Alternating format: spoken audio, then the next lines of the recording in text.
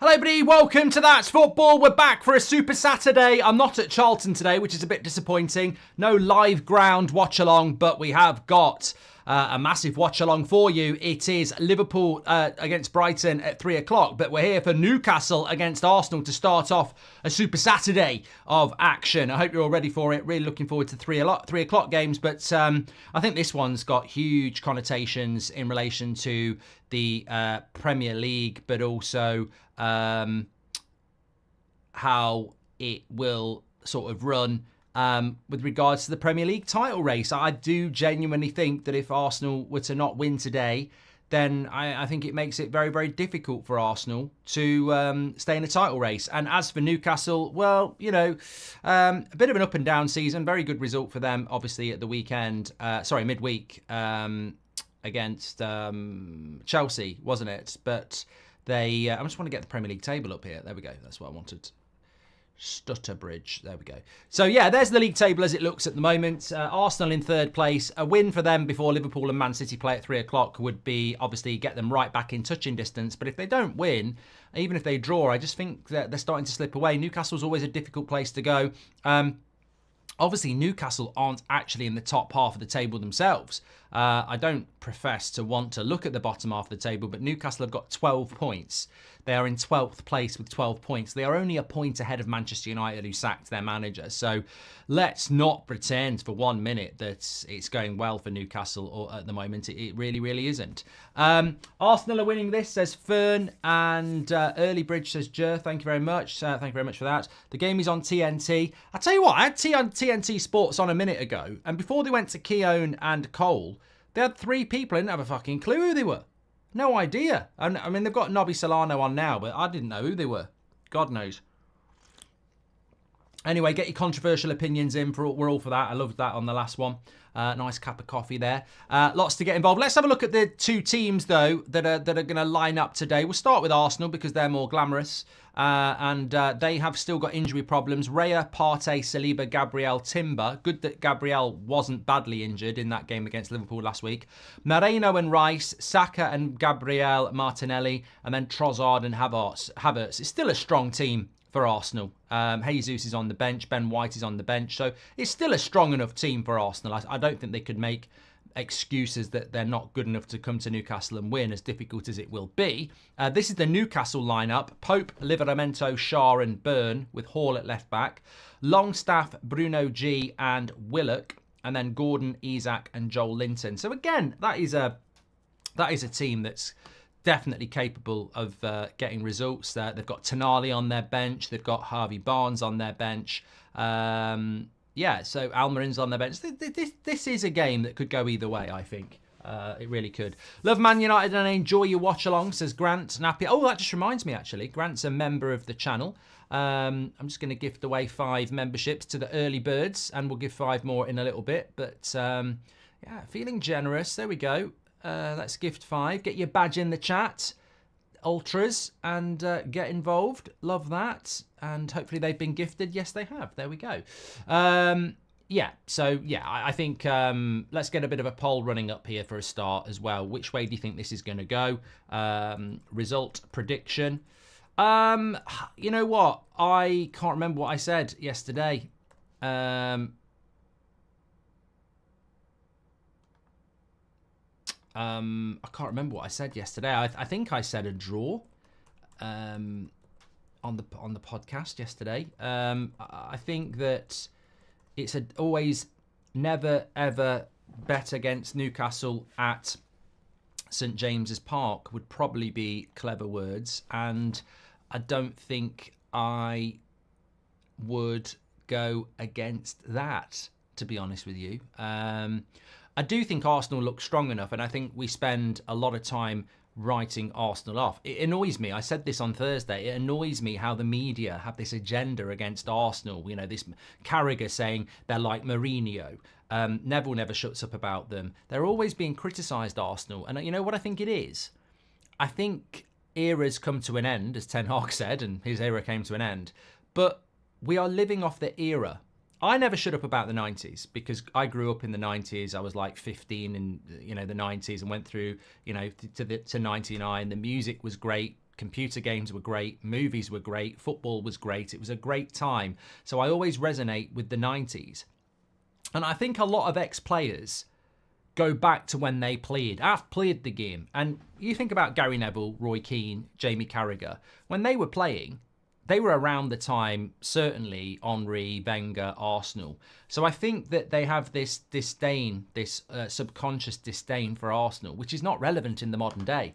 Anybody who goes for Arsenal at the moment and goes in on them, I think it's ridiculous. They haven't won the title for 20 years. They were absolutely shit before Arteta came in, and now they've had 2 title races. So I do think the Arsenal criticism is just a little bit overboard, because I see Arsenal as certainly not the Arsenal of the past. A bit like Man United. They're not the Man United of the past. They're a big name, but our success is in the past. I think Arsenal are a new team in many ways that have rebuilt themselves from the ashes and get criticised like they're a bigger name than they actually are on the pitch. But my bigger point is, I think Arsenal are capable that they're capable of getting a result here today. Josh says, ignore everyone's super chats, Marks. I'll read them when I want to, Josh. The day I start listening to what you tell me to do is the day I'll stop doing it. So, yeah. Harry Haran, who has done a super chat, says, apart from the lack of character and personality from Ten Hag, do you think the hesitancy to want to integrate new players like Xerxes and Ugarte and quickly led to the sack? I want to get your thoughts on Amorim, actually. We've got a bit of time before kickoff, so I do want to get your thoughts on Amorim. I think that Ten Hag, I said on Sunday night after West Ham, it felt like that was just the final straw. I don't think it was a bad performance. We should have beat West Ham. We should have beat them comfortably. Michael Oliver's a prat. We'll be talking about him at 3 o'clock because I can't see Man City losing with him being the referee. Get ready, Bournemouth. But I think it was time for a decision to be made, and you're never going to sack players, so you've got to sack the manager. I think there was a few things that Ten Hag did that were quite stubborn, but ultimately it was time for a change. I don't care who they play. I want them Arsenal to lose, says Rub. Josh says Toon Army, let's go. Well, how are the Toon, says Darren. There we go. I'm going to go with a draw today. I think today could be the day that Arsenal's title race goes. Newcastle could kill the title race. And also look, Eddie Howe has to be under pressure. I want to get into a few manager chats here. Newcastle win 26%, draw 21%, 53% of you went with an Arsenal win. Should Eddie Howe be under pressure? Is the first bet. We'll talk about Amorim, but we're here to talk about Arsenal and Newcastle. Should Howe be under pressure? Because we were talking about this yesterday, about who is going to be the next manager in the Premier League to be sacked. And I look at that Premier League table at the moment, and I think that, Wolves obviously are not doing as well as they should be. Crystal Palace had a good win last week. Maybe Glasner's about to sort that out. Deitch will keep Everton up. Of course he will. We know that. Lopetegui, very, very fortunate to get the win last week, but, fair play to West Ham. I wasn't impressed with them. And then, literally, Newcastle are 1 point ahead of West Ham and Manchester United. They've won 3, drawn 3, lost 3. I think this game is quite definitive for Newcastle. And I think if they lose today, there's a very real possibility that they could drop down as low as 15th or 14th. So I look at Newcastle and I think I looked at their fixtures at the start of the season and I thought they were a lot more winnable than they actually did. Next week, they're away at Forest, difficult. Then they've got West Ham at home. Then they've got Palace away. These are the sort of teams that then they look like they're winnable, but they're really bad games to lose. Like Forest are higher than Newcastle at the moment, and it's at the City Ground.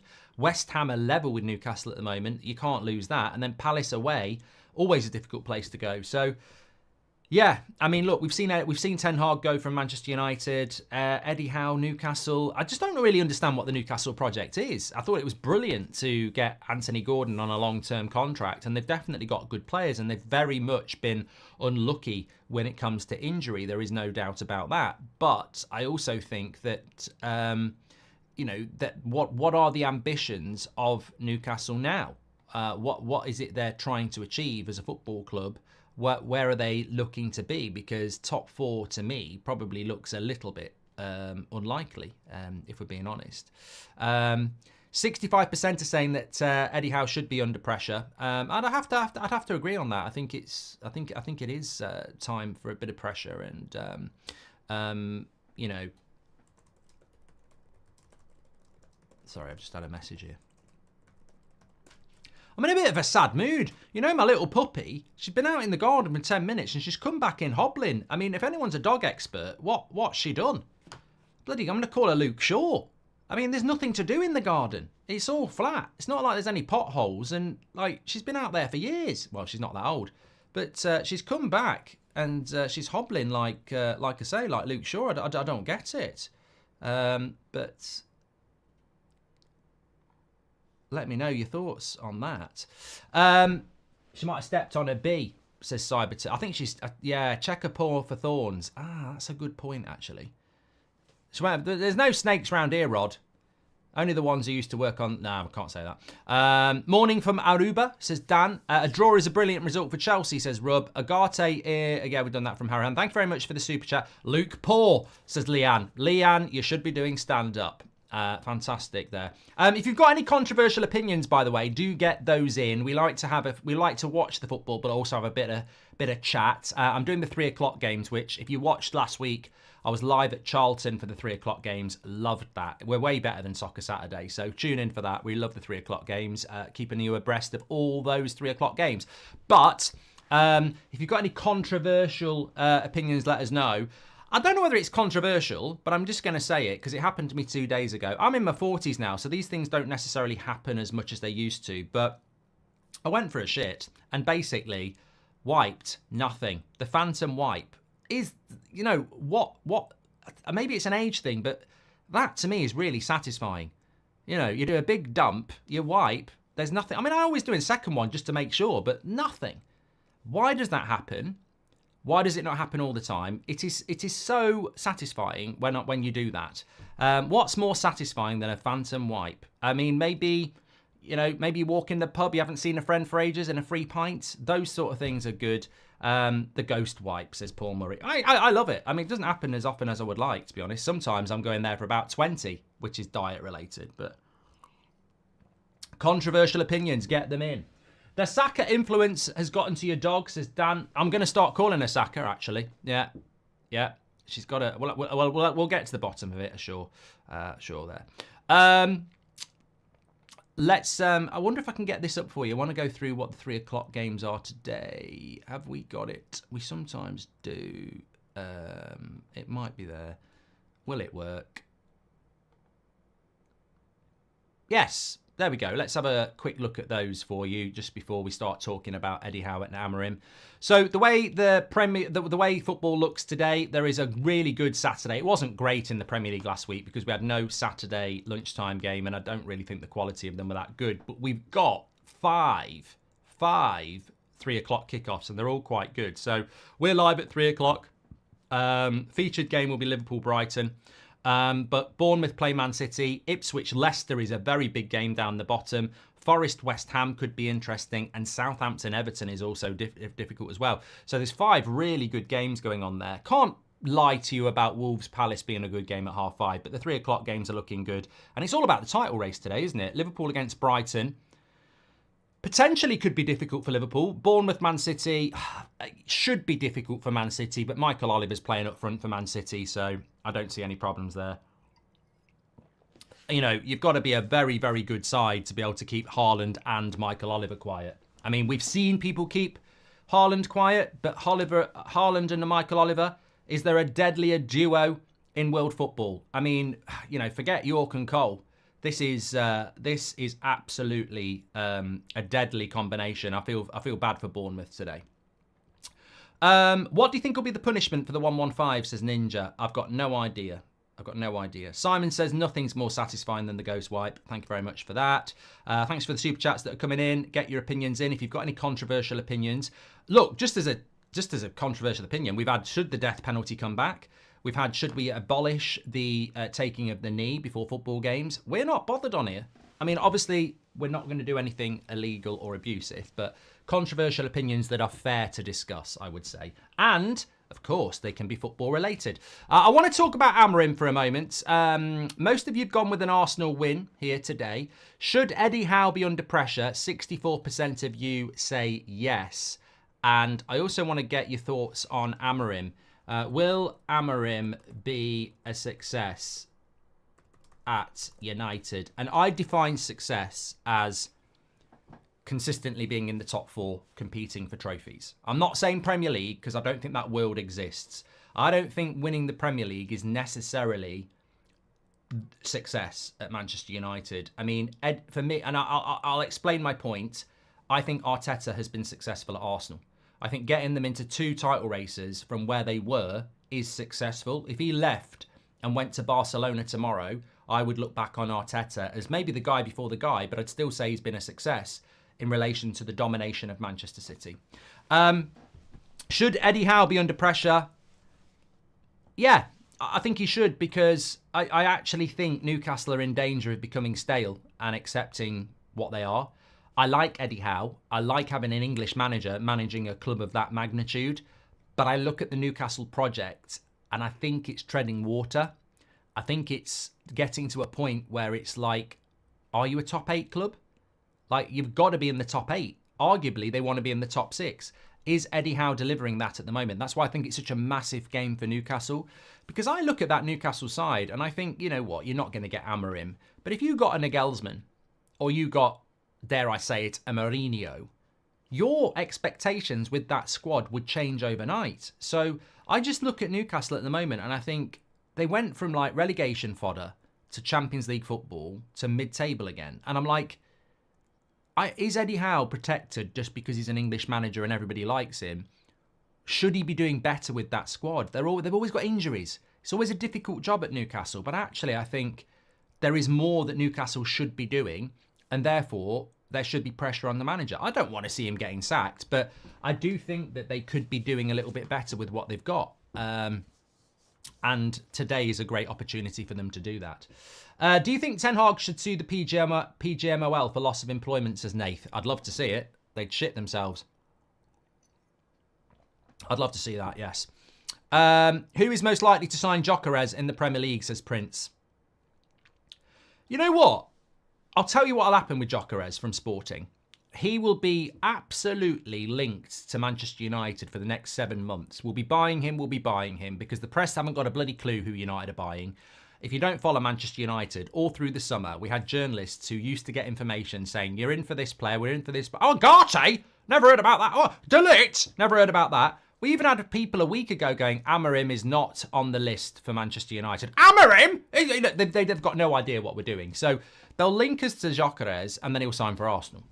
That's what I think will happen. I think he'll sign for Arsenal. I think he suits what Arsenal are looking for. He's got that European experience, which I think is very good for Arsenal.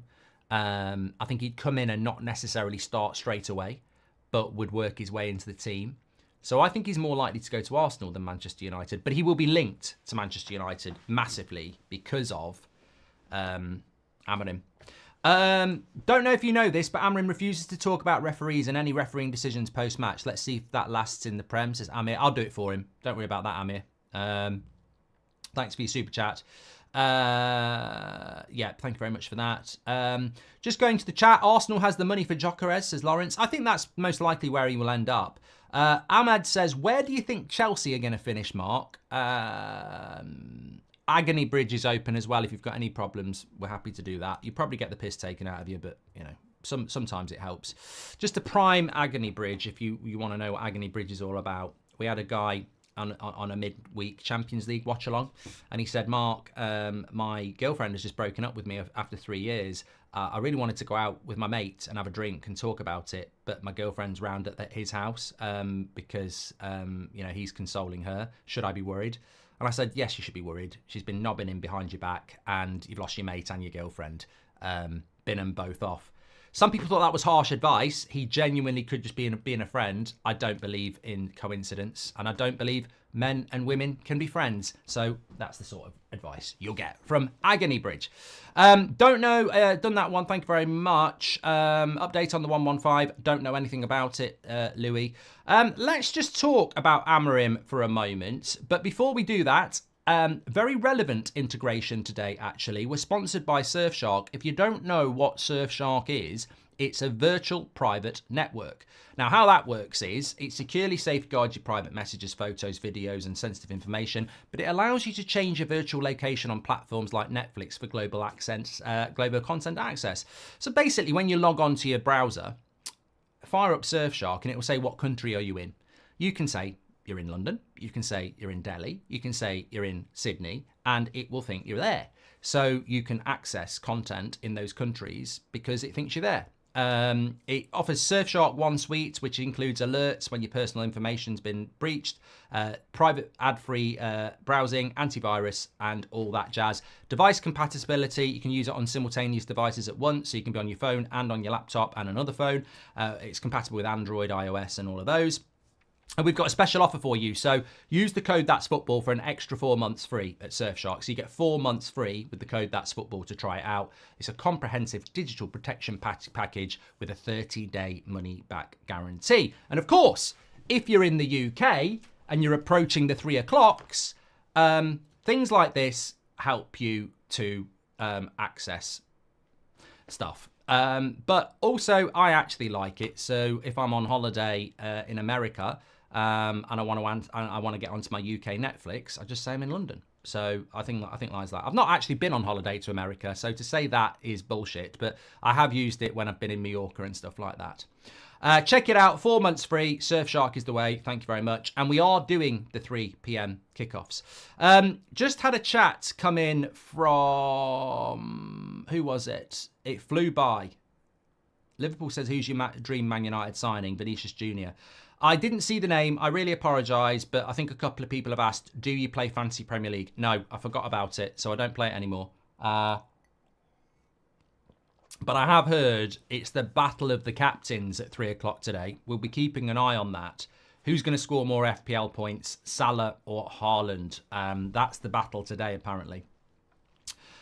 Benjamin, this could be Agony Bridge related. Benjamin says, I offered to take my friend out for lunch so I could express my true feelings. I arrived at her house and she said she forgot. I feel I got stood up, says Benjamin. Yeah, if you're not memorable, move on.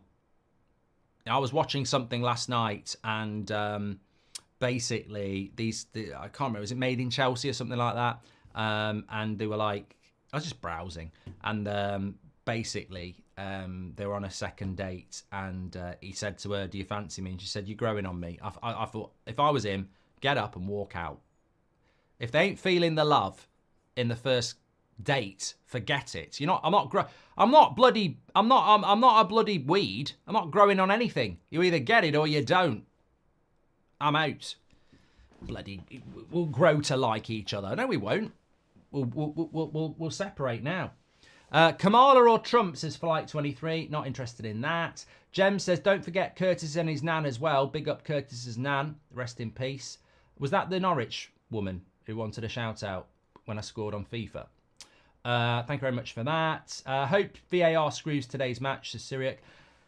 Yeah, well, it was a very controversial weekend last week, wasn't it? I don't really want to spend time talking about VAR, but it was a very controversial weekend last week, and I'm absolutely disgusted that Michael Oliver is even refereeing a game, let alone Man City. I mean, what? You know what? Sometimes in life, I think, are we actually sheep? Because we do nothing. We actually moan and do nothing. Like, what are football fans doing? Like, you've just had one of the most inaccurate and bordering on, well, not corrupt, but incompetent interactions from VAR you'll see all season. Like, he completely goes against the rules. He's not meant to get involved in that. It's not a clear and obvious mistake, and he's just decided, I want a penalty to be given to West Ham. He's absolutely took control of that game, Michael Oliver, when the rules don't permit it. Like, the referee saw it, didn't give it, and you've got involved in a decision that was not clear and obvious. So he's broken the rules of VAR, something Howard Webb has spoken about for weeks. Oh, we're trying to support the referees on the pitch. Michael Ego Oliver starts getting involved, ruins the game, unless you're a West Ham fan, and then gets given a game this week. And we just sit there and go, it's disgusting. But it is disgusting, but it's still happening. It's a dictatorship. The PGMOL is a dictatorship. And I tell you what, Howard Webb's happy to go and dink his biscuits with Gary Neville. He's shit scared to do it with me. And people will say, well, Gary Neville's got a bigger podcast. I don't care whether we've got 10 people on our podcast. The challenge has been thrown to Howard Webb numerous times, but he wants to go and dunk biscuits with Gary because he's terrified of a proper conversation. He wants to stand next to Michael Owen and talk about horses. He's a coward. He's an absolute coward. He should talk to real football fans about real issues, not glorified pundits who are in it for the money, who've backed VAR from day one. Go and talk to a real football fan about VAR. It doesn't need to be me. Go and talk to one of you lot. Like, coward. Coward. Coward Webb. Which team gets battered by... I tell you what, that would actually be a good clip because I finished it well. Which team gets battered by refs and VAR the most, says Prince Partybug? I think Wolves. Wolves comes to my mind. I'm getting the word Wolves. Yeah? In my experience, it's probably Wolves. I think Arsenal have had a few. I don't agree with the amount of red cards that Arsenal have had this season comparable to everybody else. I mean, look, technically, Rice kicked the ball away, Trossard kicked the ball away, and Saliba took the last man out. I've seen countless Saliba incidents not get a red card, and I've seen countless kicking the ball away this season and not get a yellow card. So I think Arsenal have had it hard. But again, you start saying Arsenal have had it hard, and people will go, no, you can't say that. They haven't. Is that timer in the right place? I feel like these timers keep moving. Yeah, they do.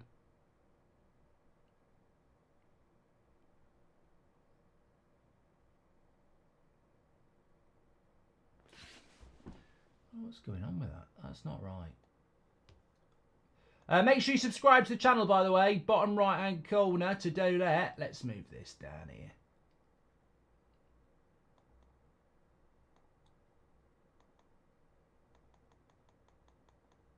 That's right. That's better.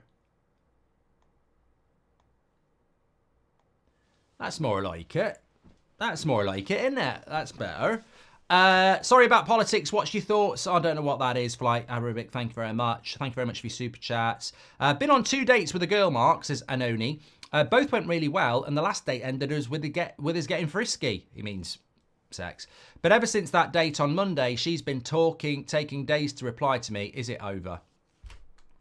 Well, if it's over, at least, I can't say that. If it's over, then, I mean, look, honestly, if you want my honest opinion, if that was a first date and you're getting that, it's not the sort of person I would want to be marrying, if I'm being honest. I know it's a very sweeping statement and maybe people do what they want, but it's my opinion.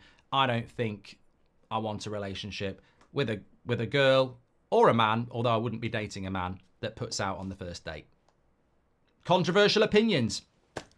But you don't put out on the first date. And if you do put out on the first date, it ain't going anywhere. I never understood why people don't use water while wiping. If I shat on your face, you'd use water to clean it, right? Why walk around with a smelly behind, says Parker. Okay, lovely comment there from Parker. He would like to see people using water more often, or just use wipes. Hi, Mark. I noticed on the shaky Amorim video you have great teeth, says Canali. I do, actually. They need whitening a little bit. I've had work on my teeth. It's no lie. If you go back to my old videos, I look like a couple of gravestones, and I have had work. And to be honest, I don't agree with cosmetics surgery. I mean, you know, there's a couple of areas I don't mind it. If you know, you know. But they can get too big. But I think teeth is quite good because you use your mouth a lot. And someone in the chat will say, why don't you get your teeth fixed in your arse because you talk out of it? That'd be a good one. But yeah, teeth isn't cosmetic, says Nude. Okay, well, I don't know the definition of cosmetic, mate, because I've got a life. But I have had some work done on my teeth. We're nearly at the start of the game. I offered to take... I've done that one from Benjamin. Done that one as well. Oh, God, I hate it when my computer goes slow. It's on a bloody go slow here. It's on the right one as well. It's done it again. I knew it. Shut up. Will Amorim be a success at United? 61%. You've got 2 minutes to talk about this, although we can talk about it during the game as well. Will Amorim be a success at Manchester United? 60% say yes, and 40% say no. I think it's such a subjective opinion. Success for me would be getting in the top 4 on the regular. So that would be point 1. Point 2 would be, well, we've been in this position with Mourinho, Ollie, Van Gaal, Ten Hag, even Rangnick to a certain extent. So we've had many false dawns. I think what I like about Amorim is he has an aura. I think you need that aura, personality. I liked Ten Hag, but he wasn't, maybe it was a language thing, but he didn't really ever get the respect of the media. Amorim looks like somebody who will. But the proof will be in the pudding. If he tries and use the same shit players that we've been using for years and gives them yet another chance, he will fail. He's got to be allowed to clear the shit. And if he doesn't, he will fail. We're about to watch Arsenal against Newcastle. What is the first thing that stands out to you about Arteta when he came into that football club? He took a load of shit getting rid of Aubameyang and Ozil and it set that club free. That, to me, is the biggest statement I could ever make to Amorim. If he's going to be successful, look at Arsenal and go, Aubameyang, Obama who? Obama what? Obama blood clot, you know, all that shit. He was a fan favourite. They absolutely loved him, and Arteta binned him off to the damage and detriment of himself. You had Pratt Morgan sticking up for Aubameyang, Player FC, Arteta out t-shirts, and he rode it and he got rid of it. The thing is, at Man United, there's certain big players you could get rid of and you'd probably get a bloody statue for it. So any Ineos need to look at Arsenal and go, how did Arteta take a sleeping giant back to the top consistently? And that was by getting rid of big players. And if Man United don't start getting rid of players, then he will fail. I think it's the biggest open goal, obvious thing that needs to happen. We're up and running here anyway. The timer's running, which is great. Excited for this Super Saturday today. Got the 3 o'clock games for you as well. And Arsenal need to win to keep their title ambitions going. I genuinely think they're going to struggle anyway this year to get back in. 5 points doesn't seem much, but where are Man City dropping these points? They don't normally drop them. But Arsenal need to be winning now. They can't afford any more dropping of points. They've played Man City, they've played Liverpool. They need to send a message out today. And they're good enough to do it. They are good enough to do it. Razmeister, hold on a minute. Saka's got a chance to whip a cross in here. Good play by Joel Linton. And then Declan Rice. Razmeister says, I'm convinced United bought the likes of Yoro and Agate knowing they'd be getting Amorim to replace Erik. I'm not convinced by that, Raz, and I'll tell you why. If Michael Oliver doesn't do what he did last week, Erik Ten Hag's still in charge. If Man United then beat Chelsea with Ten Hag's still in charge. So how long do you buy players for Amorim? The Ineos have got no control over what went wrong last weekend. So Ten Hag sacked himself is what I'm saying. I don't think Man United were buying players. And remember, Ten Hag had a veto on all these players as well.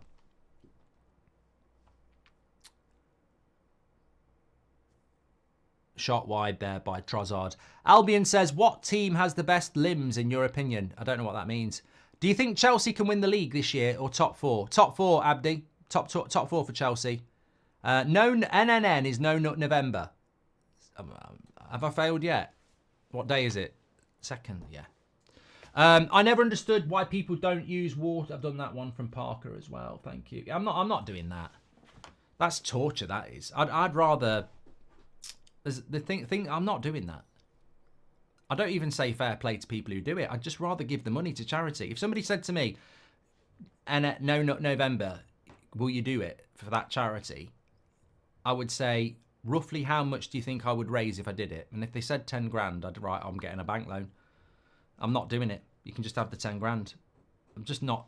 You know what? When I'm on my deathbed and I think back to that November where I didn't do anything, I'd think, well, I'm never getting that back. That was a waste. I'd rather pay the money. And don't start talking to me about charity because my charity stream happens in mid-November for people who are dying with serious illness. So, you know, I will do stuff for charity. I've raised hundreds of thousands of pounds for charity, but there is a line and I'm not doing that.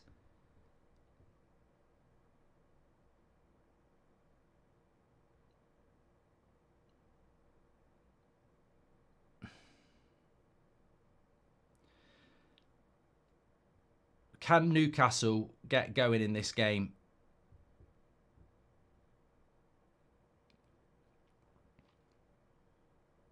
Anthony Gordon playing on the right today with Isak back. And you know what? He's fell off a bit, hasn't he? There's a discussion for you.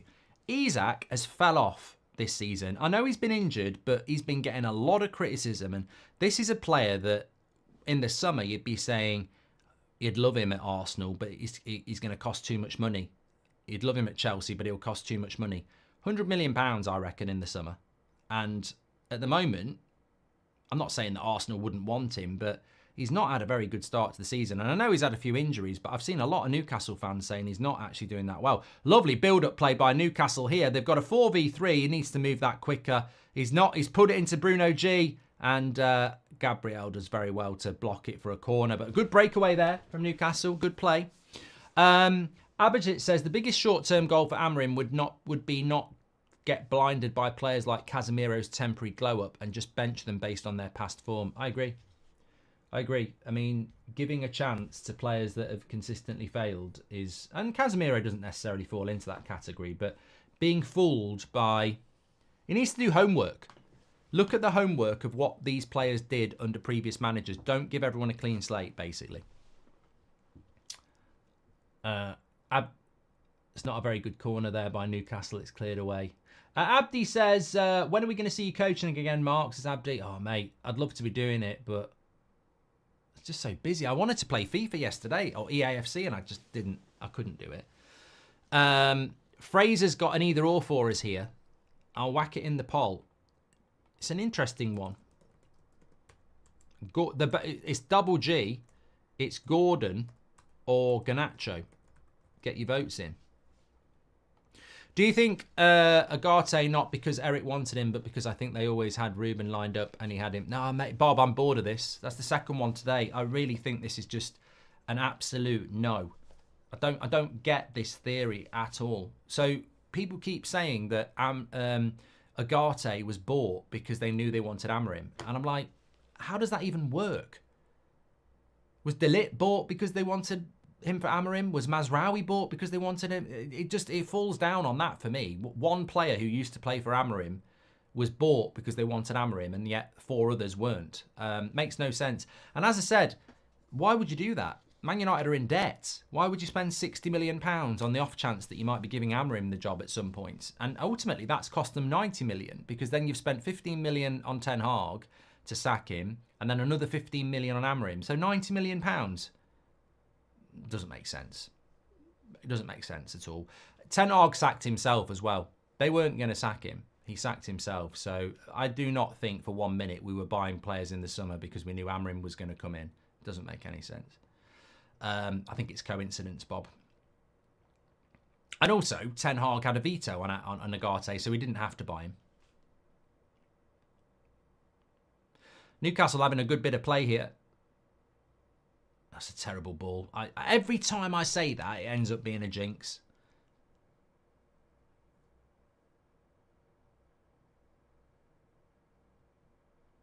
Linda Searle says her husband has failed it already.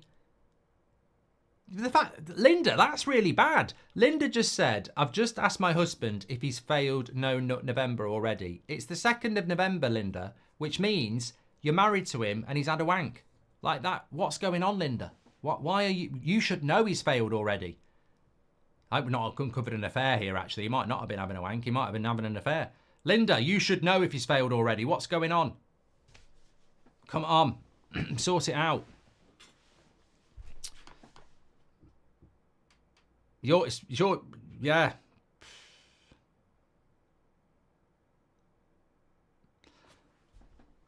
Fraser said Gordon or Garnacho. Thank you very much. Done that one as well. Thank you to Bob. Thanks for your super chat. It's close between Garnacho and Gordon. We've got a corner for Arsenal here. We know what corners for Arsenal can be like. Goals from corners since last season. Arsenal 19, Liverpool 14, Man City 14. So they are the best team when it comes for goals from corners, as we know. Leon Bailey's fallen off at Villa as well, says Flinty. Yeah, but I think it's more understandable with a winger. I always think wingers are very flaky anyway. They go through spurts of form. That's a really good corner from Declan Rice, right on the keeper, but he does well to punch it away. Free kick to Newcastle. Yeah, but Isak,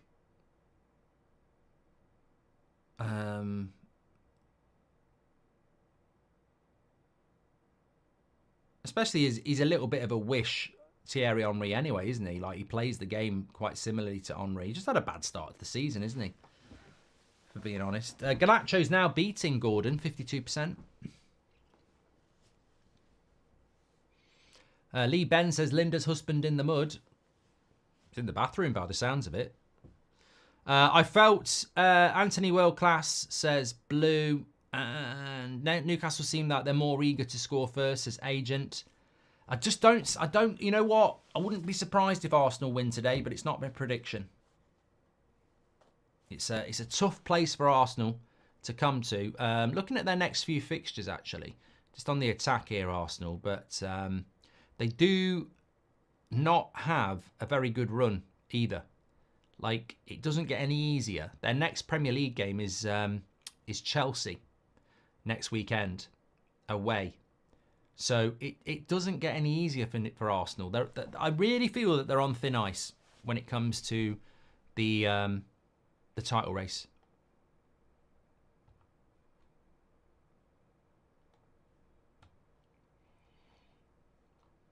They can't afford to drop any more points.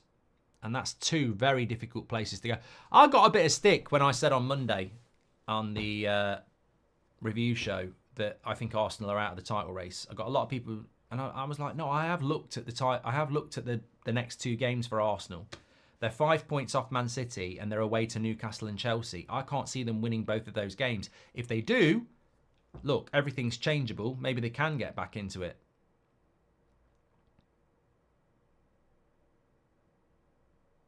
Saka with a shot just wide there. I tell you what, Timber in an advanced role there. I liked that for a left back. He looked like it reminded me of like a striker the way he was playing there. Lovely build-up play, and maybe Timber's got a future as a striker. Lovely composure, but Saka ends up shooting wide.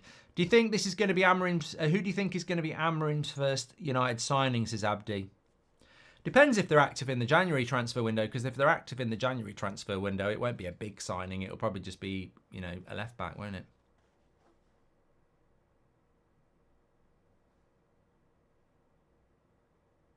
Oh, Linda says, sorry, Mark. I thought we were talking about something else. I thought it meant no drinking for the month of November. Oh, yeah. Okay. He's failed that then. Neil says, any other watch-alongs today? Yeah, we're doing Liverpool-Brighton at 3 o'clock. Make sure you subscribe, bottom right-hand corner. 3 o'clock games. I do like the 3 o'clock watch-alongs, actually. They're very, very good. There's always a lot going on, goals going in everywhere. Hello, says Happy Halloween. Yep. Goal! Goal, goal, goal! Goal, goal, goal! And it's that guy. It's Isak. Oh, what a goal. I tell you what, we were literally talking about him falling off. Well, he's climbed back up, he's leaped like a giraffe on a trampoline, and he's headed that in with more power than a rocket. It was absolutely incredible. The cross was so good, and it's just undefendable.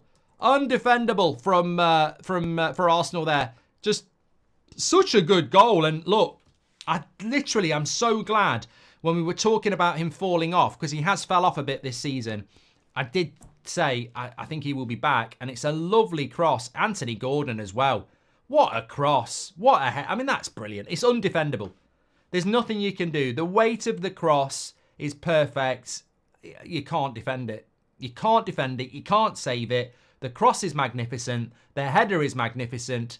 That goal is so good. So good. Eddie Howe's happy. It's such a good goal, that. The cross by Anthony Gordon is pinpoint. And then the header. Look, that's a good goalkeeper, and that's two very good centre-backs.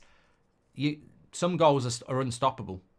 You can have the best centre-backs in the world. You can't stop that cross. It's perfect. And it's a perfect start for Arsenal. Arteta out, says Zetty. And that's why you don't write off Newcastle at home, says Liking Trash. And that's why I always say it, and so do many others.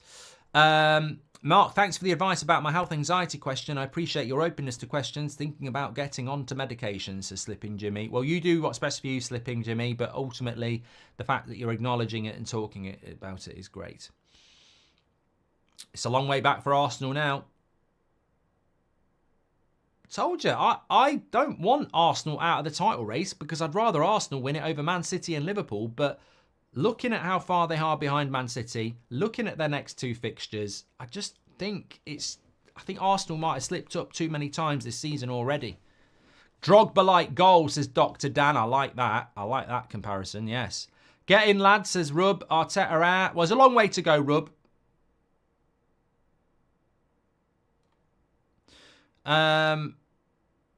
H5 says, currently doing military service and have been without a phone this week. Can you summarise your reaction to the whole situation at United?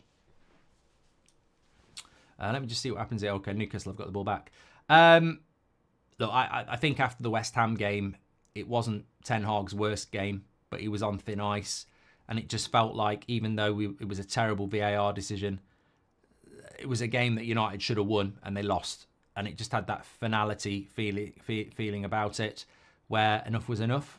And I think the speed in which Man United reacted was incredible. To go from Ten Hag on Sunday to Amorim basically on Monday night. I think they've made the right choice. It's a difficult choice. It's sad that another manager's been sacked. Ultimately, it's on the players again. And we'll have to see if this manager can do anything different. Because if he thinks he can get these players to be successful, he's just the same as all the rest. We've been down that road before. We need a clear out. We need to get rid of certain players. Mark, I only last about 2 minutes. How can I last longer, says Nada. Mate, I don't know. I can't give you advice on that. You pay good money for advice like that. So I can't give you advice like that.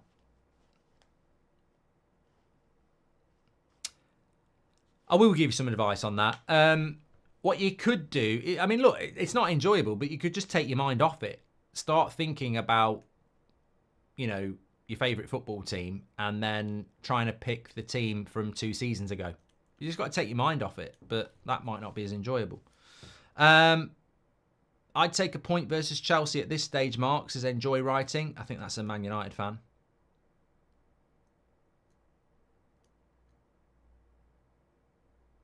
Khan says if he starts thinking about his favourite football team, he might finish quicker.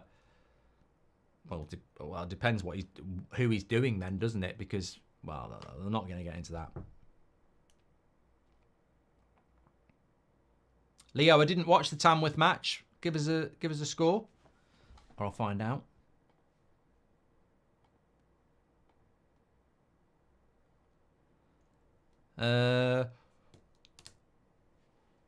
Championship games. Oh, they're ongoing at the moment.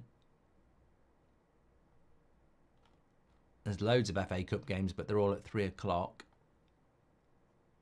Notts County beat Alfreton 5-1. Tamworth beat Huddersfield 1-0. There we go. Big result last night in the FA Cup first round.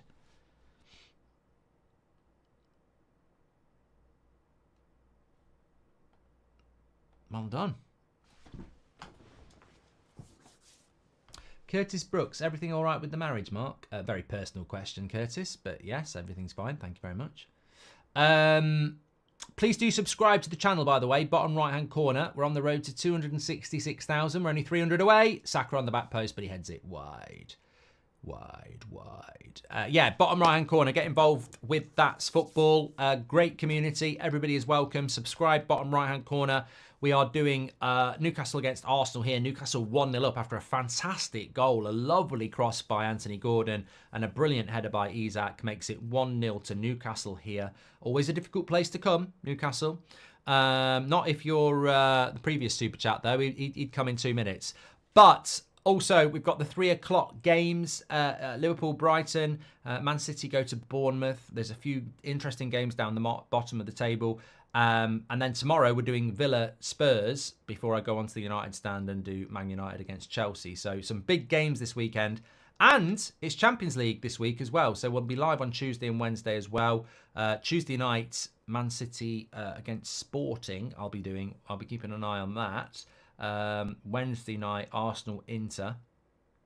Also, Bayer Leverkusen Liverpool on Tuesday night as well. So some cracking games to get your teeth into, and tune in on That's Football, where you've got the games and the chat. Don't get better than that. Subscribe, bottom right hand corner.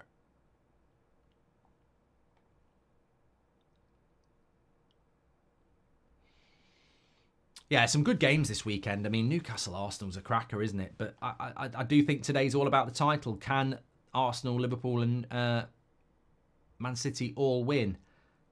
I think one of them won't.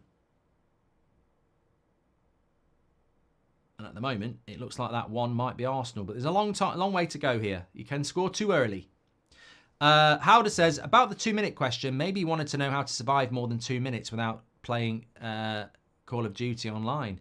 I've got a code for Call of Duty, actually. I'm not giving it out, but I just haven't got around to playing it. I used to play a lot of Call of Duty. I used to play it on the Wii. It was a World War one. No, World War II. Can't remember what it was called, but I loved it. I was very good at it as well. But you got to put the hours in. I ain't got the time. Oh, Anthony Gordon with another cross. That one's going to go for a... Oh, it's going to stay in. Stayed in on the far side. Joel Linton hit the corner flag.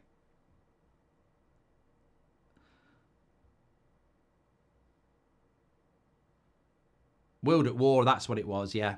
World at War on the Wii.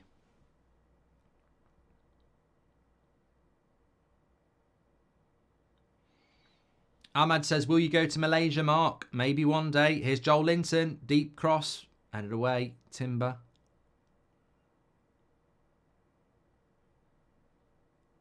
I can see why. You know what? I can really see what they say about Timber. He does look small, doesn't he, compared to Gabriel and Saliba. I mean, Ajax had Timber and Martinez as centre-backs. They're both 5'10". I think he is suited to that full-back role, isn't he? It's Nardus says, if I think about something else, it goes soft. Oh, God. Would Ten Hag be a good manager for Sporting, says Ollie. No, I don't think he's going to go there. I think he'll end up in the Bundesliga next. John Chess says, Rodri's washed. Isak should have won the Ballon d'Or. And Rub says, Agony Bridge, how long should you wait before letting one rip in front of your new partner? Ooh, just... depends. I mean, maybe I would say marriage, really, because there's no going back then.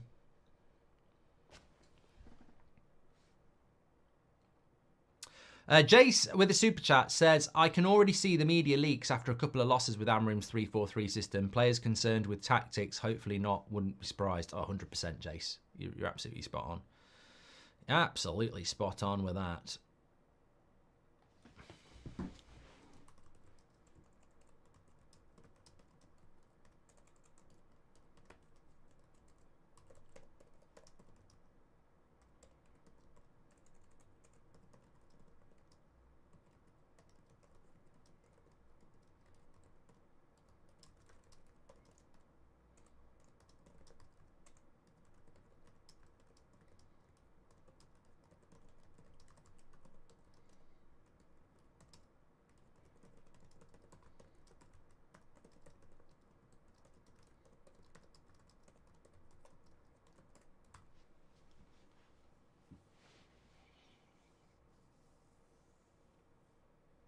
Arsenal with a free kick, chance to whip a cross in.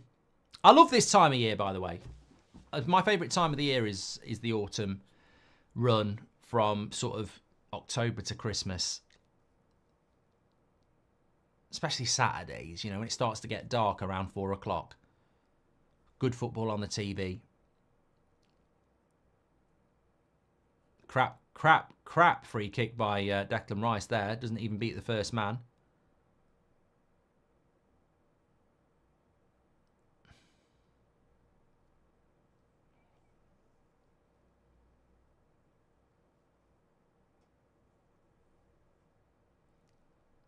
What's for tea tonight? Oh, I've gone for a classic tonight. Absolute classic. Steak and chips. Steak and chips with some baked beans, a poached egg, and some mushrooms. Lovely. Absolutely can't wait. I've not had steak and chips on a Saturday night for a long time. Here's Anthony Gordon into the box. Up against Timber. Cross is good to the back post. Goes for a corner. Mark, do you like the new West Midlands train? Says Johnny. I haven't seen them. Who do you think finishes higher, Brighton or Spurs? Says Brandon. I'm going to do that as a super chat, as a poll. Thanks, Brandon. On the poll, Garnacho was winning. Maybe that cross from Anthony Gordon turned it around. It was Garnacho 52% about 5 minutes ago. It's now Gordon 54%. So he has beaten him from behind. Well done there. But Brandon's put a super chat in here, so I'm going to do this as an either or. Who finishes higher this season? It's a good one, Brandon. Brighton or Spurs. I just think with Spurs, like, they're so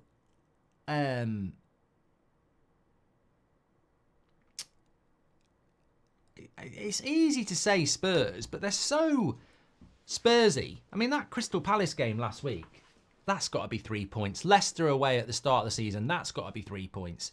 You could argue they should have beat Arsenal, but they've just dropped so many points. Lovely play by Martinelli. Trossard. When's Odegaard back? Partey thought about shooting. Gives it to Saka in the box. Lots of Newcastle players back. Good block on the cross by Hall.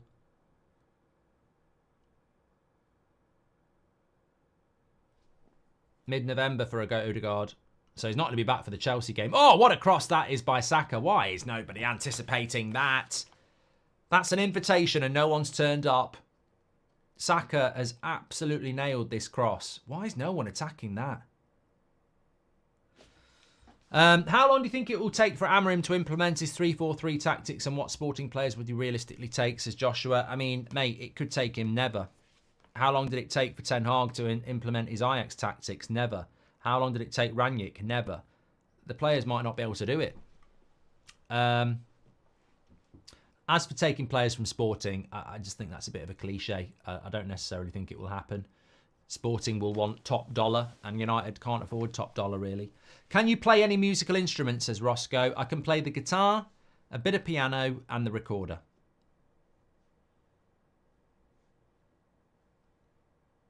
Bebop says the difference between Garnacho and Gordon is that Gordon does look to pass more. Yeah, and hopefully Garnacho can add that to his game. Another corner for Arsenal, back post. Off the line.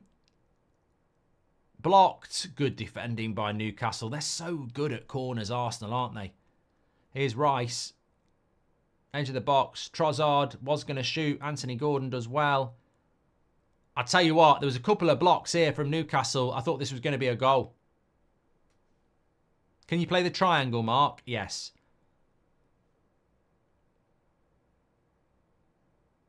Saliba heads it. Oh, yeah. One block from Marino. To be honest, I think that would have been reviewed by VAR. There might have been a foul on Pope. Although, in the modern game, there probably wouldn't be. But a good block by Hall.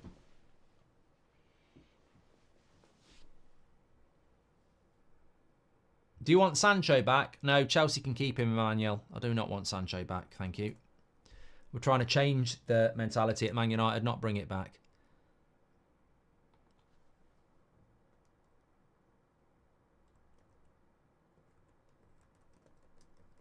So Arsenal losing 1-0 here after approaching half an hour.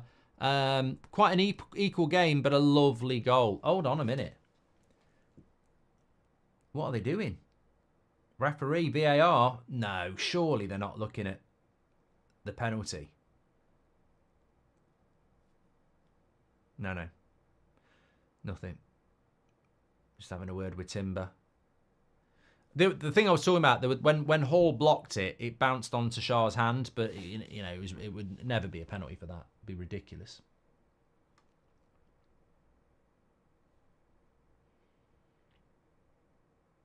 Utterly ridiculous.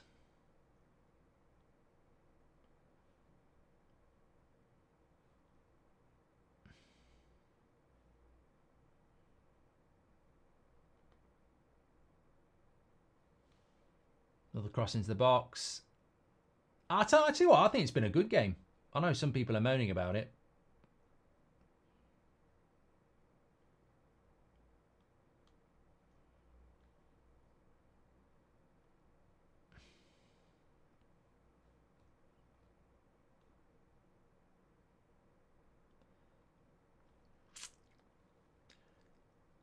Heston says, I used to play the triangle for a Jamaican band. I would just sit in the back and ting. I don't think anybody can't play the triangle. If you don't know what it is, it's a bit of metal that you just ping. Or ting. Yeah. Oh, could be a breakaway for Arsenal. Nah, it's not the right ball. Surely not. No, it was a bad pass to Saka as well. Trossard. Bit hit and miss. Eddie Johnson says Spurs will finish above Arsenal. 60% of you are saying that Spurs will finish above Brighton. I mean, Spurs just... I mean, what are Spurs' next few games? Let's have a look. So Spurs are currently in 9th place with 13 points. They are already 5 points off Aston Villa, but they play them tomorrow. So the next few games for Spurs, home to Villa, which they need to win. Home to Ipswich. Yeah. Then they've got Man City away. And then they've got Fulham. So 3 of the next 4 at home. They need to win 3 of the next 4. No two ways about it.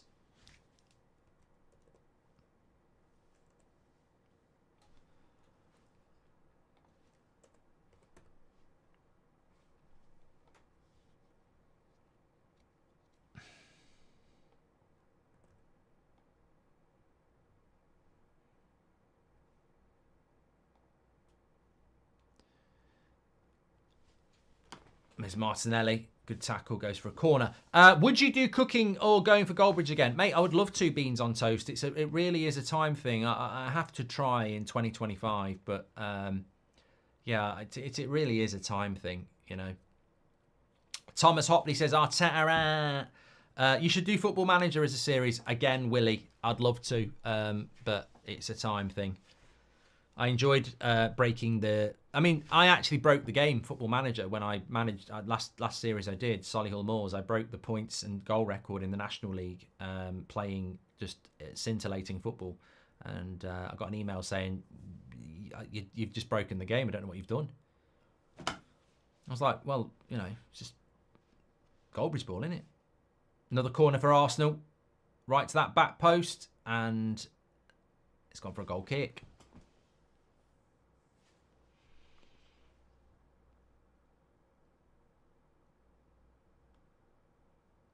Peter Boothroyd has ate a bag of KP original salted and he's messed up already.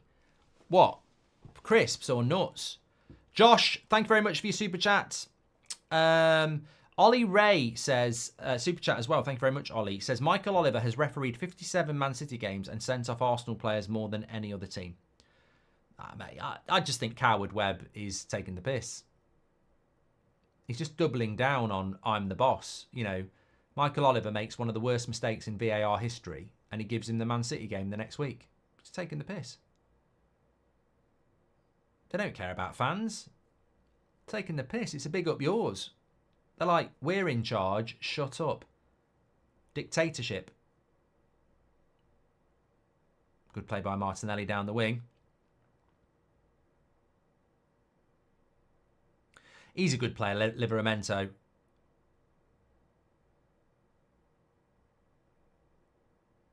Shale says you can't play the triangle if you don't have rhythm. Oh, what's this referee? Here we go. Another referee with an ego. What is he doing?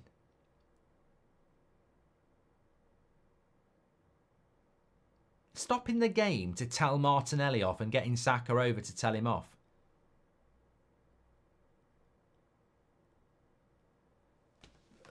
Just fucking... You know a bad referee if he needs to stop the game to tell somebody off. Like, you should have the authority that you don't need to fucking tell him off in the first place, mate.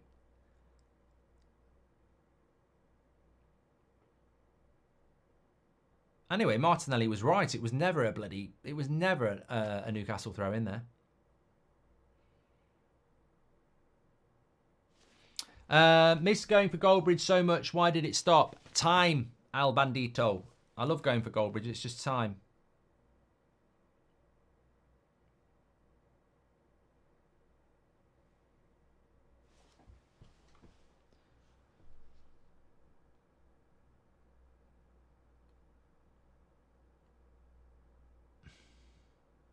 What do we think of Everton's new stadium? Not as good as the one they've got.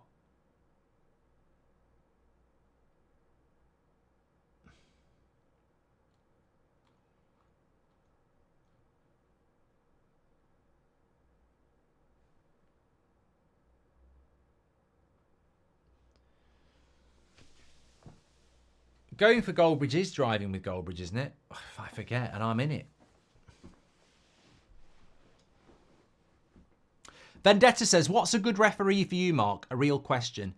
A good referee is... Look, I said this yesterday on the podcast. Am I right? I said that there is this myth that Michael Oliver and Anthony Taylor are the best referees in England. They're not.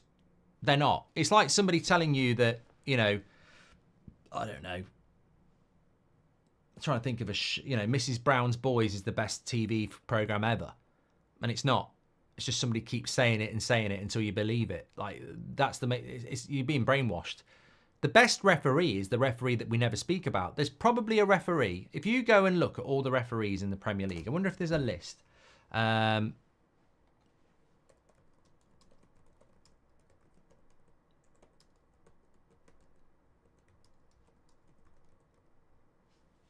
I wonder if there's a list of referees and the amount of games they've refereed. Because I would say the guy who's refereed the most and you don't speak about is probably the best.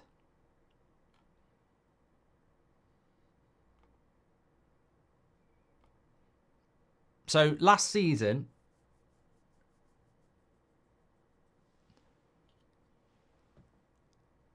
Simon Hooper refereed the second most games. I never speak about him. I never mention him. This season, Michael Oliver and Anthony Taylor have refereed the most, and they get spoken about the most because they're shit. Samuel Barrett, he's refereed 6. Don't really talk about him. Not given any red cards either. Tony Harrington, he's refereed 5. No red cards. Don't speak about him. Don't know his name. The best referees are the ones you don't know the bloody names of.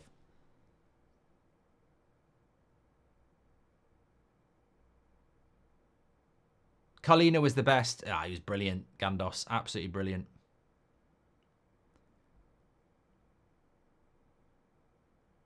Simon Hooper was apparently the referee for Arsenal, for Liverpool Spurs. Yeah, but that wasn't his fault, mate. That was VAR.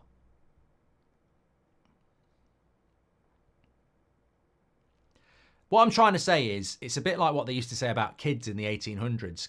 Children should be seen and not heard. I mean, that's just some sort of child abuse in the 1800s. But in relation to referees, that if you don't know their name, they're probably doing a good job. If you know their name, they're doing a bad job.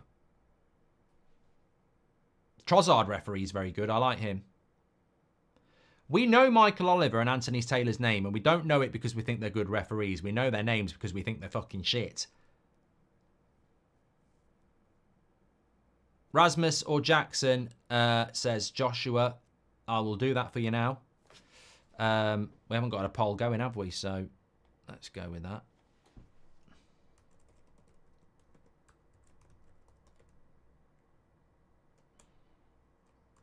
They're playing each other tomorrow. I got asked that question, actually. I don't think it's controversial. I wouldn't even do it as a poll. Will asked me on the podcast yesterday, who's the better player, Palmer or Bruno? And I think that's one of the biggest compliments I would pay to Cole Palmer, is that for me, he's already surpassed Bruno Fernandes in a year.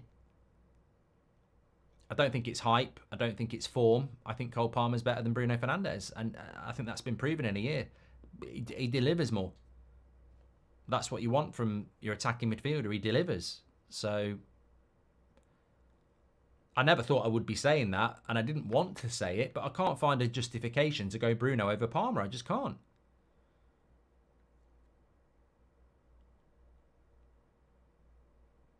See, I knew it. Oki says that's a crazy take. I don't think it is. I think it's a good take. Well, it's an opinion.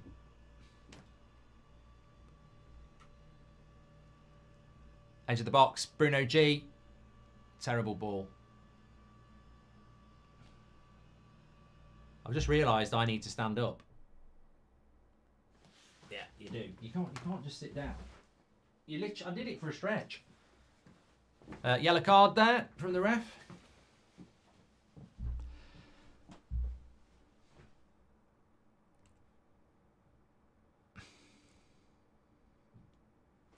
Please do subscribe. Bottom right hand corner. Get involved. I shouldn't have had that coffee. I'm starting to need a piss. It's a diabetic, isn't it? Coffee makes you need a piss. Not a diabetic. A diuretic or something like that. Gilling Construction says, Michael Oliver is the fool who gave Martinelli a double yellow in the same play. We've never seen it happen again. Plenty of times it could have happened. No, he did it to Delo last year. Didn't he? Delo got a double yellow card in the same play. Kicking the ball away and then moaning. I'm sure he gave him a double yellow.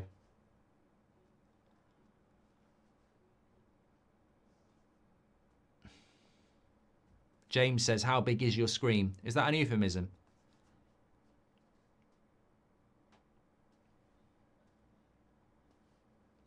Oliver, I've done that one from Gilling. WX, thanks for your super chat, says, Mark, there was a lad in my school whose position in lunchtime football was left goalpost. Where did you play? Oh, there was a lad in my school who was like that. Goalhanger. You know, we used to play World Cup. We used to say he had a tent in the 6-yard box. He'd literally just stand around because we didn't play offside in the 6-yard box and tap him in. But in the final, I'd batter him because you can't score tap-ins in a one-on-one. Well, you can, but you've got to come and tackle. Mark, I'm a teen also, so I don't know what I'm feeling will go. I love the streams as a distraction, so thank you. Sorry about still talking about it. Slip in, Jimmy. That's absolutely fine. Distractions are good, but you should also... Oh, that's a lovely cross. It's gone out for a goal kick, though, from Partey. Yeah, distractions are good, and they can be a good antidote, but don't bury your issues either, because they'll never disappear. You look great since losing weight and fixing your teeth, says Peter. You know what? I should do a video on that. There's loads of people losing weight at the moment, like Robbie. Look at Robbie on AFTV. And I think it's great because I think they've been on a bigger journey. But I wouldn't have said that I was overweight, but I have lost weight over the last year. No, right, thanks.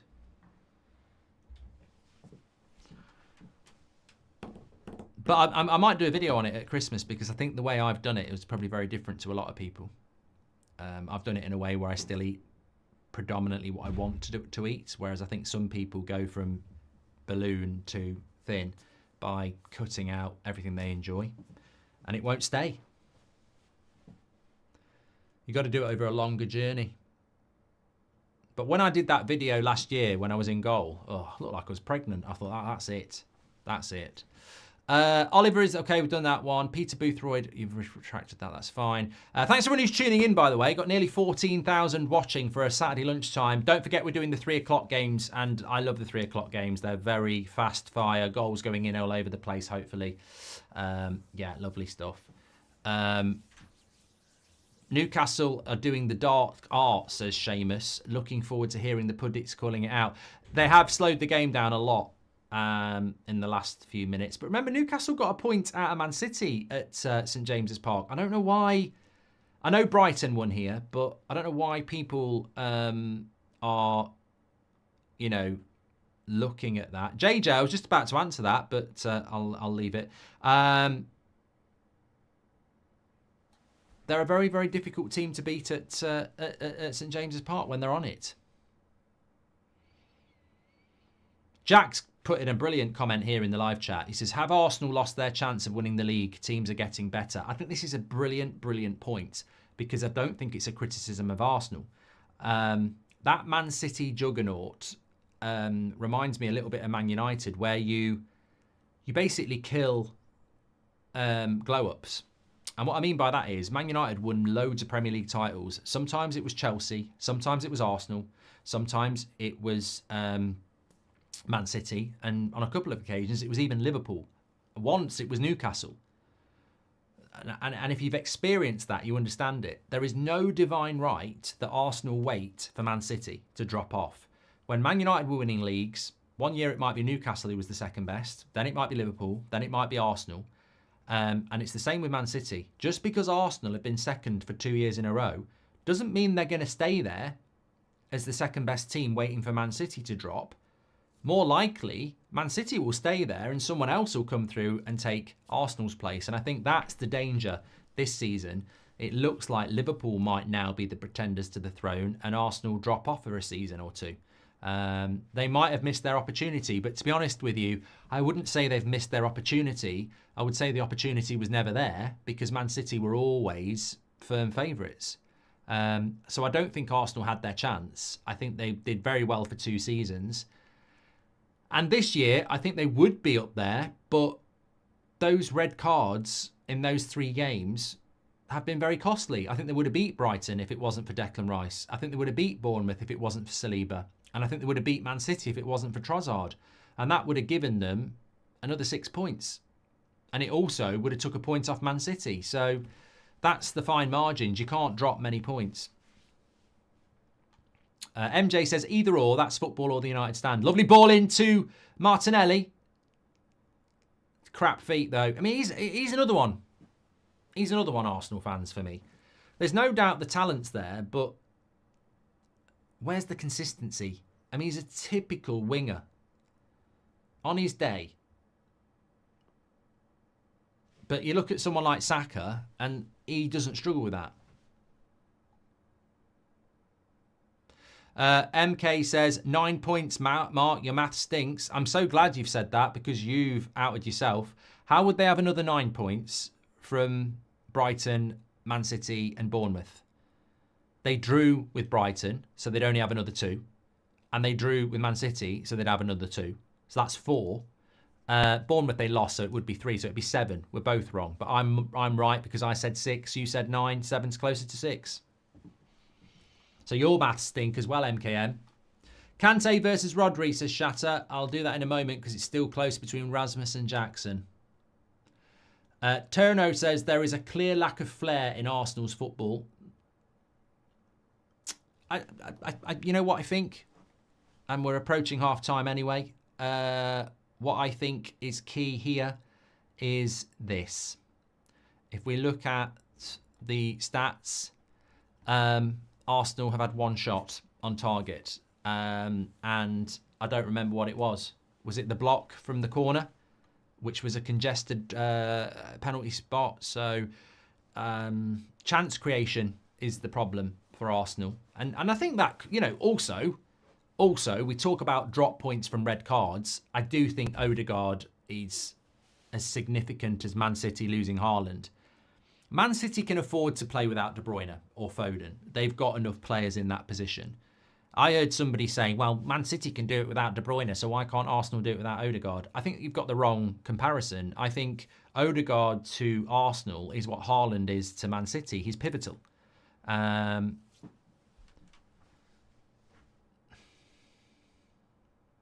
They don't have that type of player. Marco makes a good point as well. What do you think Arsenal needed to do in the summer to be able to overtake City?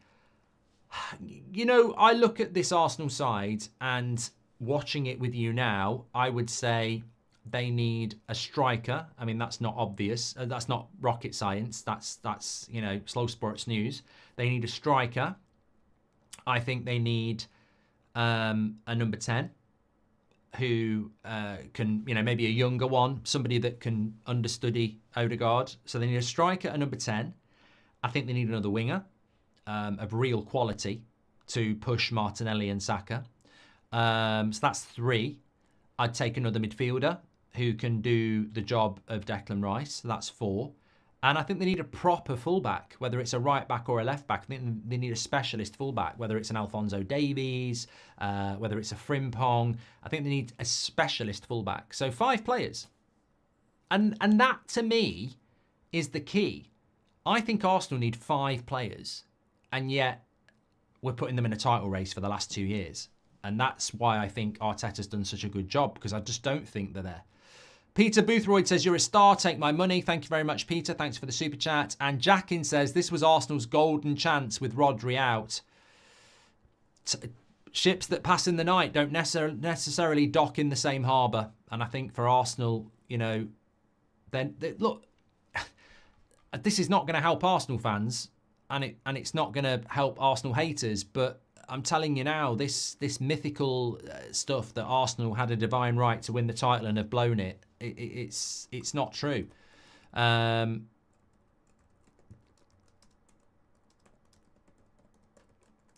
They are.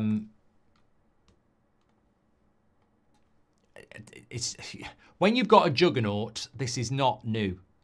Man United were a juggernaut for 20 years. Man City have been a juggernaut for what feels like 15, is probably 10. Teams come and go. Newcastle were 12 points clear of Man United in 96. They didn't win the league. They never got near it again. They had one shot and they didn't win it. There's no guarantee just because you finish second that you will get your chance. There isn't. Rasmus and Jackson is still running. I'm going to close it off in a minute. It's 51% to Rasmus against Jackson. I'd say this season, even Rasmus would admit it's Jackson, by the way. Yeah. Yeah. Please do subscribe to the channel, by the way. Bottom right-hand corner, we've got a big weekend on That's Football. We've got a big week on That's Football, actually. So we're live here. It's half-time. Arsenal, Newcastle. We'll talk about that. 3 o'clock, we're live. Liverpool host Brighton. Man City host Bournemouth. There's some big games at the bottom, and all the 3 o'clock games will be updating you and having the normal chat and excitement. Tomorrow at 2 o'clock, it's Spurs against Villa, and then we go to United stand for Man United against Chelsea. Tuesday night, Man City Sporting and Liverpool Bayer Leverkusen. Pep against Amorim, of course. Wednesday night, Arsenal play Inter. Arteta against Inzaghi. And don't forget, it doesn't get any easier for Arsenal. Next Sunday, they're playing Chelsea at Stamford Bridge. There we go. Newcastle fan here. That was an unreal first half. I tell you what, looking at that, very, very equal. Arsenal just not doing enough in front of goal. But where that sidebar gets very, very exciting, well, not very exciting, but better for Newcastle, is that you do move into the top half of the table as things stand. If you don't win, you'll be back in the bottom half. But that looks a lot better for Newcastle, doesn't it? If they win today, they'd be in 8th place as things stand with 15 points. It's a huge game for both these teams. And I think it's one of those games that if you lose, it's sort of catastrophic. I mean, I think for Newcastle, if they lose today, it's very difficult to see them getting back into a top 6 or, dare I say, a top 4 race. For Arsenal, if they lose today, they'd be sat on 18 points in 3rd place with the opportunity for Liverpool and Man City to open up 7 and 8 point gaps, respectively. And that's it. And that's it for me. That's Arsenal gone from the title race. They're gone. The title race is gone if Arsenal don't get that. How do they change it round in the second half? Look, Newcastle are finding it very easy to defend against Arsenal at the moment.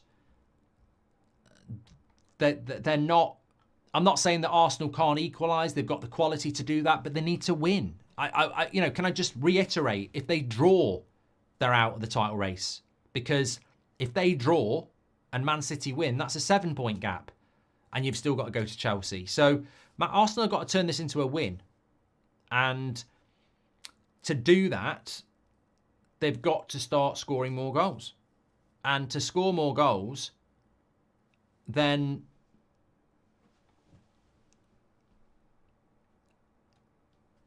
you know, I've just got somebody to ask them here. They've got to score 2 goals. And at the moment, I think Newcastle are finding it very easy to sit deep, deprive them of space, and You know, Arsenal, if you're not creating lots of chances, Arsenal are going to be very reliant on set pieces or moments of brilliance. And at the moment, I just can't argue with that. I think it'll be a draw. I do think Arsenal will score, but that's not really helpful for either team, is it? How many players do Arsenal need? Liverpool rebuild a whole team and only competed on the same level for one season. Arsenal are miles off, says Hairline Harry. I don't think Arsenal fans want to hear this, and I don't think Arsenal detractors want to allow it, but I never understood how Arsenal went from nowhere to title contenders the season before last. And I think last season they were very good and they fell away at the end. I think that their time may be over in the sense that they've gone as far as they can with that team. And I think they need more. You do need a Gyökeres or someone like that up front, an out-and-out goal scorer. Havertz has been very good, but he's not an out-and-out goal scorer. I think there is no Odegaard replacement. There is no Saka replacement. So if they get injured or whatever, your team is worse. I still think that they need another midfielder, and I definitely think they need a specialist fullback, maybe two. So I would say Arsenal are 4 or 5 players off having the squad to compete with Man City. And I think what they've done over the last 2 years has been very, very good. But I do sense, and I said this about a month ago, I do sense that Liverpool could be moving past Arsenal simply because Salah, Van Dijk, Robertson, Trent, Alisson, and they've bought a lot of players in as well. The fullback, the squad of Liverpool has a better balance at the moment, in my opinion. But what will happen is I will put Arsenal out of title race today if they don't win, and then they will get a load of shit, and I will then say that is not fair because the expectation of Arsenal is completely and utterly unrealistic. They've been punching above their weight for 2 years, exceeding expectation. 3rd place in the Premier League for Arsenal from where they have been. I mean, they didn't play in the Champions League for 7 years, did they? Consistently the 3rd, 2nd best team in the Premier League is progress for Arsenal. And they don't have the funds of Man City. So I think that Arsenal fans are very demanding. There is similarity between Arsenal fans and Man United fans at the moment. There is that demanding nature. But, you know, if you're second, you're nowhere. And that's the problem, isn't it? The expectation is that it will piss Arsenal fans off the most. Not that they don't win the title, that they don't come second, because they'll feel that they've fell off. And that's what they need to study. Not why they haven't won the league, because we know why they haven't won the league. They're up against a juggernaut. Why have Liverpool taken their spot in 2nd place? That's the question I would throw to you. If Arsenal drop to 3rd this year and Liverpool take their place as the title contender, why? Why is that? Why have Arsenal dropped behind Liverpool this season? What is that reason? And that's where you find the truth. To me, Liverpool have got a better squad. And to me, Liverpool have had a better start to the season. That's as simple as it is. I think Liverpool have got a slightly better squad, and I think they've had a better start to the season. And I think Arsenal's bad start to the season has been down to indiscipline and bad luck. Odegaard's injury, Declan Rice, Saliba, and Trossard's red card has cost them 6 points. And that's it. Fine margins. I don't think there's a big gap between Arsenal and Liverpool. That guy says, I think it's experience. Do you see Arsenal sticking with Arteta if they don't win silverware over the next few seasons, says Lee Berman. Look, if Arsenal don't win today, I would be saying to Arteta, need to win a trophy. You know, we've got to come out of this last 3 years with a trophy. You know, you look at Ten Hag at Man United. I know he's been sacked, but he can always go 2 trophies. And I think Arsenal need to win something this year. I don't think you can just... 2nd place is... Look, I'd take 2nd place over the last 2 years over winning the FA Cup and the Carabao Cup. I would. I think that's genuine progress and success. You don't win anything, though. I think Arsenal need to win something. Mark, why isn't Arteta under pressure by the media, says Jack? I think that'd be ridiculous. I genuinely think Arteta being under pressure would be an absolute joke for what I've just said. Hairline Harry, thank you. Liam's a Newcastle fan, said that was very, very good. Joe is a Villa fan, says best of luck with Amorim and have a beer on me. Thank you very much, Joe. Good luck tomorrow. I think it's going to be a cracking game tomorrow. We'll be live for that. Spurs against Villa. Tough game for Villa.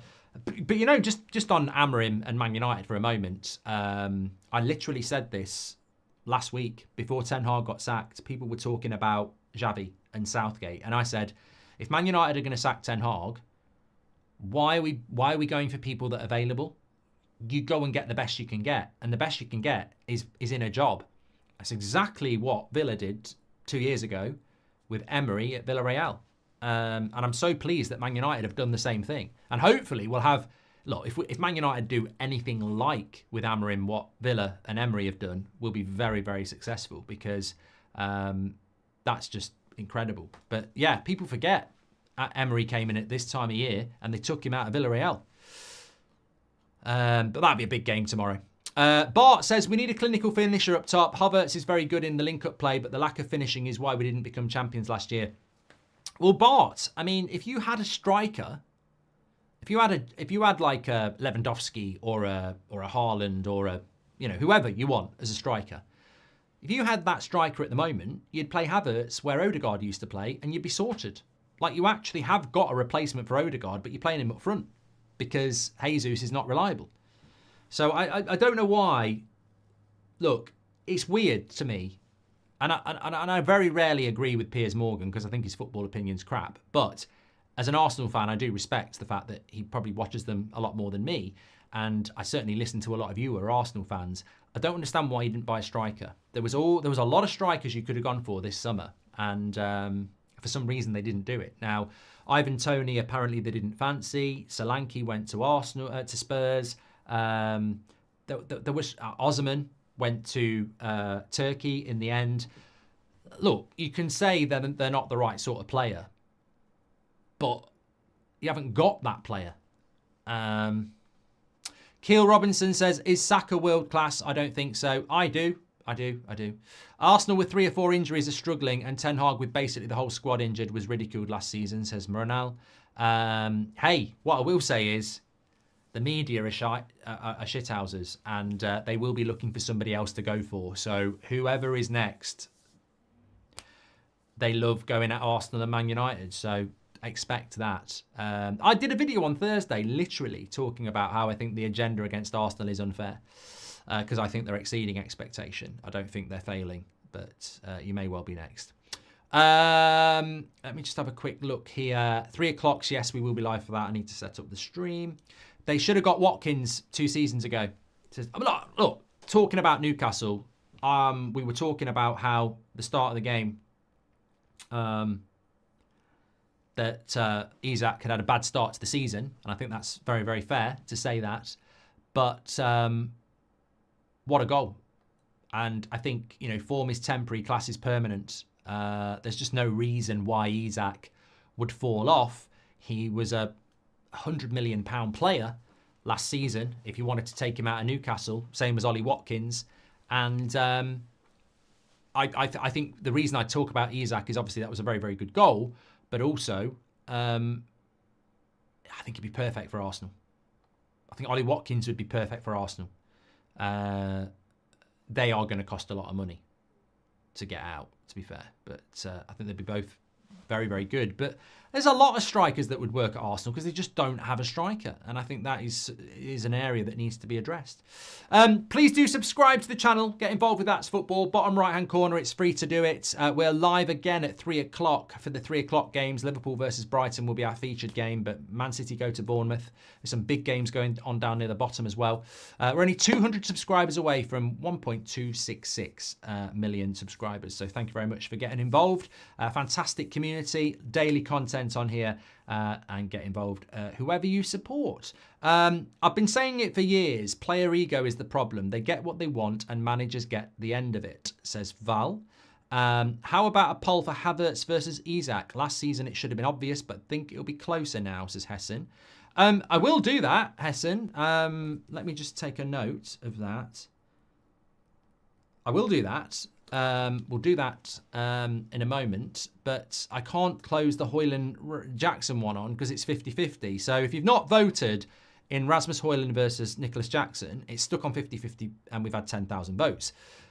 it's very good, but we would like to get a winner so we can move on. Sam says expectations going into Stamford Bridge game tomorrow. It's not at Stamford Bridge, Sam. It's at Old Trafford. My expectations are that Chelsea are better than Manchester United, but will the bounce of the players, you know, trying to throw Ten Hag under the bus and say it was all him, will that glow up still be there? In which case, I think United have got a chance. But I do admit Chelsea are better than Man United this season, so be interesting.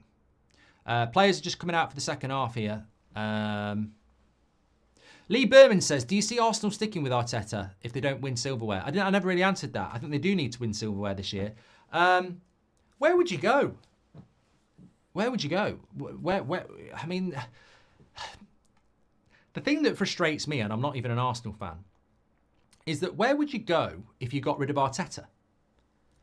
What is it? What message is it you're trying to send? He took over a club that was on its knees, and he's took it to second place 2 years in a row and consistent Champions League qualifiers. So you can only go for a manager that's going to win you the league. But if Man City are here, you can't win the league. So basically, Arsenal have won the league for the last 2 years because no one's going to stop Man City. They're a juggernaut. So if you replace Arteta, that new guy is screwed because you're basically saying, chance for Newcastle here, shot straight at Raya. Wasn't a great hit, really. So that's the thing. You can sack Arteta, but what is it you're expecting? I don't think Arteta's the reason you're not winning the league. I think Man City are. Yeah. Rasmus has beat Jackson. It's gone to 51%, so I can end that one. Thank you very much for those votes. I've got a new one coming in now. It's either or, and it's Havertz. Who was it? Havertz against Isak, yes. Okay. Newcastle have started off very well here. Let me just see what happens with this cross from Anthony Gordon. And Arsenal clear that. I'm going to quickly have a quick pee, and I'll be back.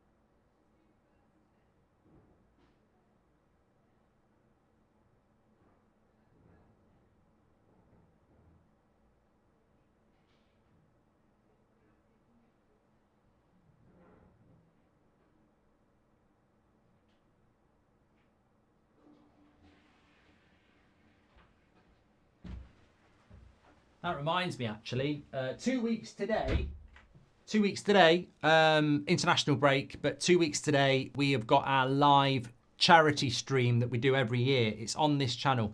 It's an all-day stream. It normally starts around 11 and goes through till like early hours of the morning. So 11 in the morning until the early hours. Raising money for people with serious illness through the Marie Curie charity. So that happens every year, and that's happening next 2 weeks' time. So Seb's going to get involved this year. He wants to beat me at wrestling and play a bit of Fall Guys. So I'll have a bit of help on certain areas, but looking forward to that. Still 1-0 to Newcastle here. Hi, Mark, says Big Barry. Been a member for 9 months. I'm eating Sour Patch and Doritos at the moment. What are your top 3 snack foods? Also, please call my mate Billy a pillock. Thanks, Mark. I don't eat as many snacks as I used to, but if I was being honest, I like peanut M&Ms. I like Pringles, and I like a good pack of crisps. You know, like I like those ridged crisps, McCoy's. They're good. Hi, Mark. It's my birthday, and I've been here since quarantine, says Francisco. Happy birthday, Francisco. I hope you're doing very well.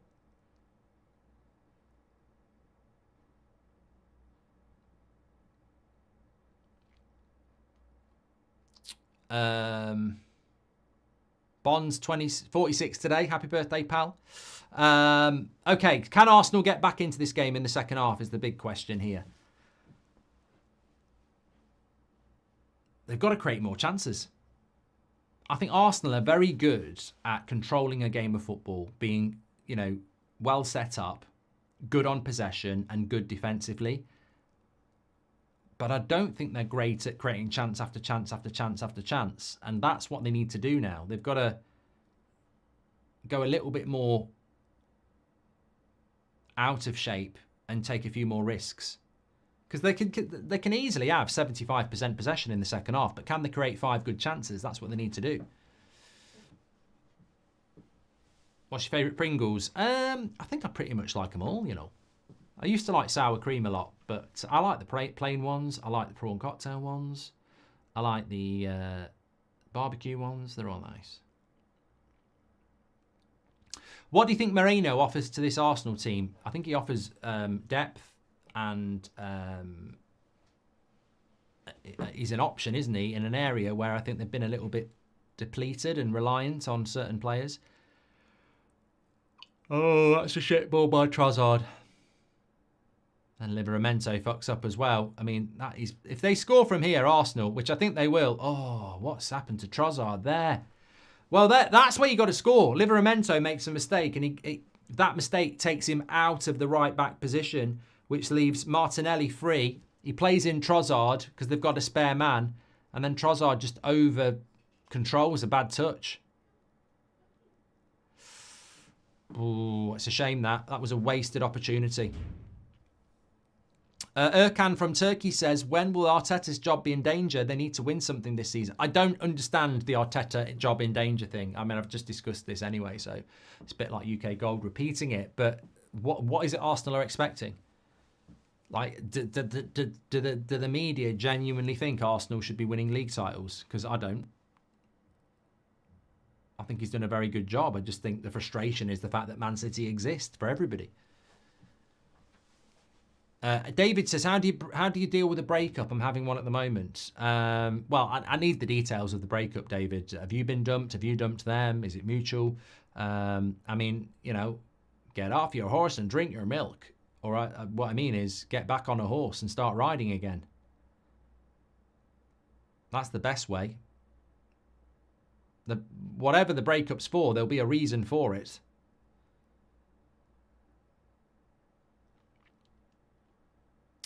Newcastle on the attack here. Anthony Gordon. Good overlap with Livramento. Into the box. Longstaff wins a corner. Use the time up.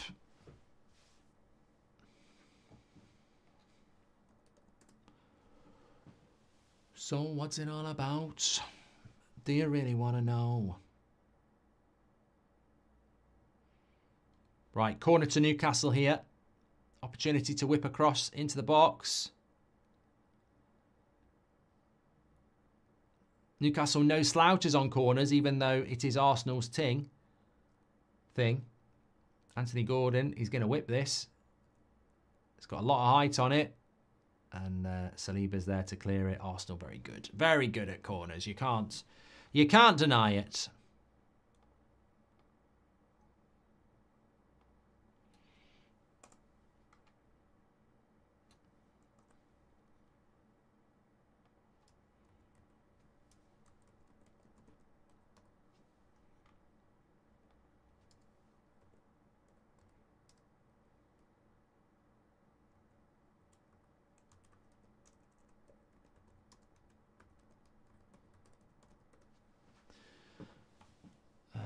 Eddie Howe's just having a chat with Tonali.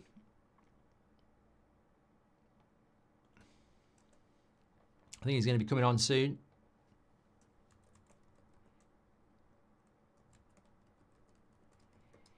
Do you think there could be a slip up in the 3 o'clock games? Look, Brighton are good enough to give Liverpool a game. Considering Forest won there, I'd say Brighton have got a chance. It's a good test of the pedigree of Liverpool. Top of the league against the Brighton side that's, they'll be very disappointed that they gave up a 2-0 lead against Wolves last week. Bournemouth against Man City. Look, Bournemouth are capable of getting something against Man City, but I think with Michael Oliver up front, it's going to be very difficult.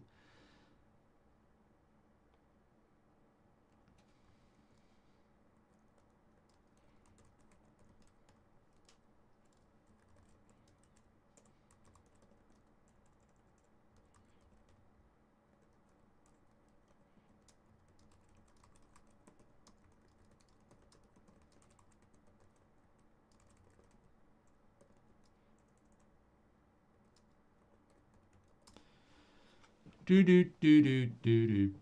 the charity, could you play Madden or NHL? It could be fun. Nah, it's too niche, Super. You've got to go with stuff that's going to keep people watching. I'd love to play them, though. I've been dumped was little arguments, she said, says David. You're better off without her. Howder says, name 3 coaches, former or present, you would combine to create your ultimate playing style, defence, attack and defence and tactics, and why them? Howder, last time I checked, that super chat wasn't a grand. Do you want me to come round and bloody do your hoovering as well? And cook your dinner? 3 coaches that would combine. I don't know. I don't need 3 coaches. Sir Alex, thank you. Next question. Why do I need to combine 3 coaches? Klopp's a great coach. Ancelotti's a great coach. Pep's a great coach. Sir Alex was a great coach. I don't need to combine 3 of them. I could combine 3 crap ones and make them good. Like, you could have somebody like Bielsa, who's a really good attacking coach, and then, you know, maybe mix him up with a good defensive coach. But we've already got GOAT coaches. We don't need to mix them up. Tell you what, if Newcastle get the second goal, this is over. We're heading into a pivotal 20 minutes here.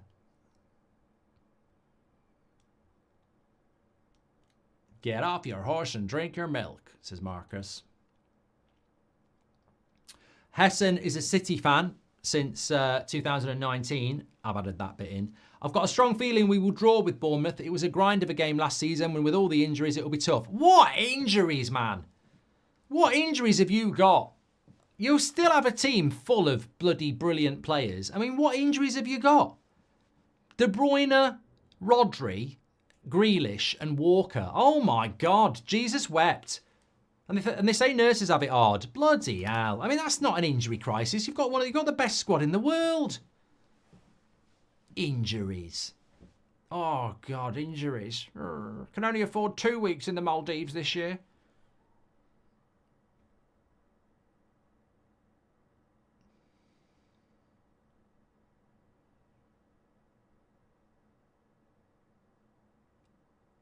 Good tackle by Livramento. Arsenal really pressing at the moment, but not getting any joy. Oh, they're just... Here we go. Sol says, oh no, they're just missing the captain and the best player and the Ballon d'Or winner. Yeah, because, Man City have always been a team that's totally about one player, aren't they? Shot over the bar from Isak. Wants a corner, not going to get it. Yeah, so you're missing Rodri, but you've still got Kovacic, you've still got Bernardo Silva, you've still got Gundogan, you've still got Foden. You really cry poverty in that midfield. You're really struggling, aren't you? Well, the team news will be coming out in a minute, so we can really take the piss out of Man City's injury. I mean, I don't know how, mate. I don't know how you can put a team out. Man City. I mean, the injury crisis is that bad. I forget your bench. I mean, how can you even put a team out? It's incredible. Bravery award for Man City.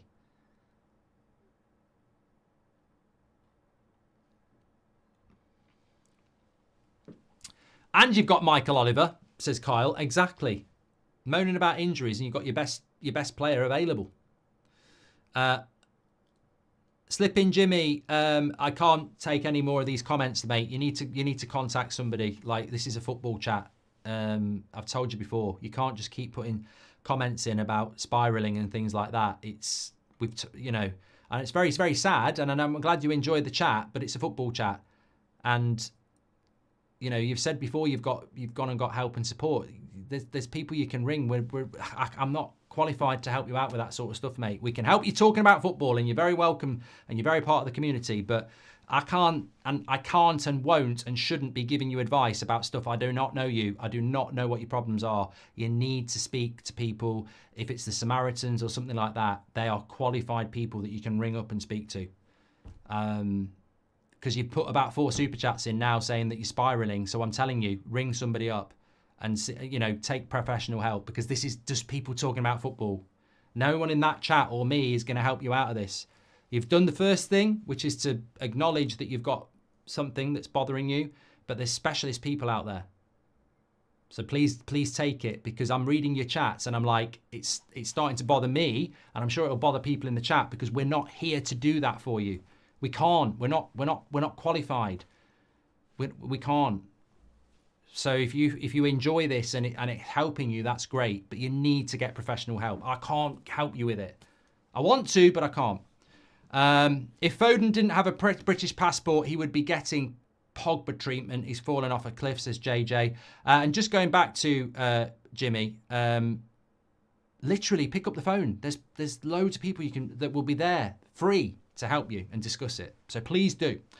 Who is the opposition manager who wound you up the most in the Premier League era, says Charlie? Mourinho at Chelsea. Double substitution for Arsenal. Moreno comes off, and Zinchenko's definitely coming on. I don't know who he's going to come on for. Who came on for Moreno there? I didn't see it. Martinelli is coming off.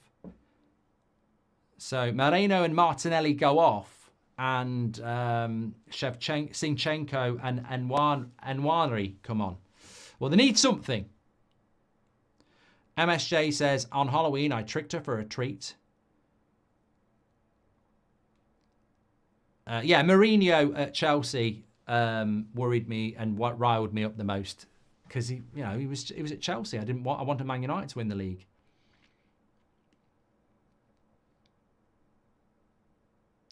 Vendetta says, if Arsenal lose, is the title over? Mark, mate, I said it on Monday. I think it's over anyway. I mean, that's an early prediction, but I think it's over. I think it's definitely over. I mean, look, they're capable of coming back and winning here. They're capable of beating Chelsea. But, yeah.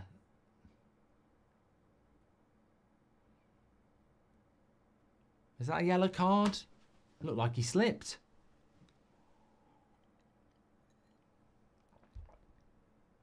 No, yeah, definitely a yellow card, that. It's almost a scissor tackle. Definitely a yellow.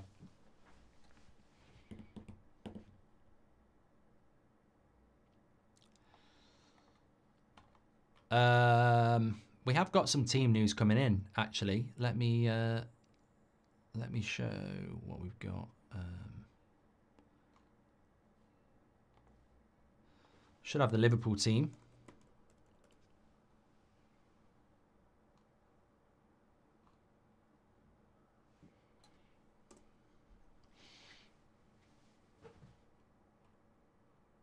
So Liverpool line up with Kelleher in goal, Van Dijk, Konate, Trent and Tsimikas, Gravenberch, McAllister and Szoboszlai, and then Nunez, Salah and Gakpo. On the bench is Gomez, Endo, Diaz, Jones, Robertson, Kwanzaa, Morton and Bradley.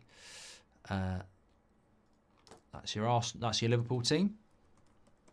I'm just trying to get the Man City team. I mean, obviously, they're probably not sure yet because they've got so many injuries. But, okay, you've got Edison in goal. Kyle Walker's playing, and apparently he was injured. So, yeah, Kyle Walker's playing, despite, I'm sure Pep said he was injured. Edison, Walker, Akanji, Aki, Vardiel, Kovacic, Gundogan, Bernardo Silva, Foden, Nunez, Haaland, with a bench that's got De Bruyne on it. Right, Pep's a liar, isn't he? He's basically a liar. He said De Bruyne's out, Walker's out. Mate, if that's an injury crisis, you're having a fucking laugh. They've got Doku, De Bruyne, Savio on the bench. Yeah, massive injury problems. They're huge. Scammers. Absolute scammers.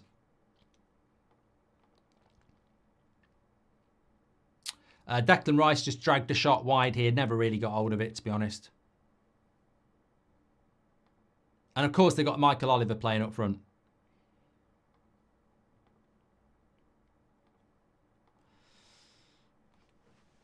Hi, Mark. Mark, do you really think Man United's new manager will last more than a year, or will fans turn against him like every other manager? He'll get longer than a year, John. God, if Man United start sacking managers after less than a year, we're in real big trouble. 2.5 years will be the key, won't it?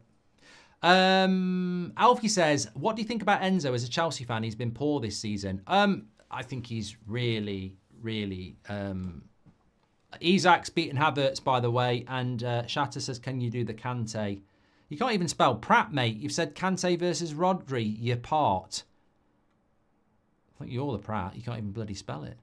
I don't want to do this. Shatter's been on about it for ages. I think it's a shit opinion, to be honest. Really don't want to do it, but he has been on about it. So fill your boots, everybody. If you've ever wanted to do Kante versus Rodri poll, it's in the chat for you now. Apologies, blame it on Shatter.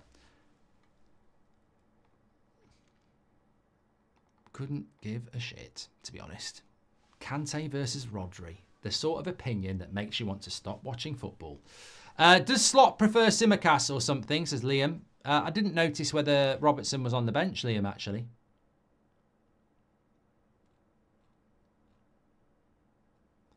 It's such an irrelevant poll. Kante's not been in his prime for years, and Rodri has just won the Ballon d'Or. I mean, there's just... what does it even mean? I think Carragher came out with a great point this week. Everyone talks about R9. They never fucking saw him play. You know, when you see like a 21-year-old telling us how great R9 was, I'm like, mate, you weren't even fucking born. What are you talking about? Oh, who's the best striker that's ever played the game? R9. Yeah, it's definitely R9. You didn't fucking see him play. What are you talking about? You're watching YouTube clips. He was brilliant, to be fair. But it's like, you know, it does make me laugh. And then they'll start talking about who was best between Lampard, Gerrard and Scholes. And I'm like, you're up your mum's chuff.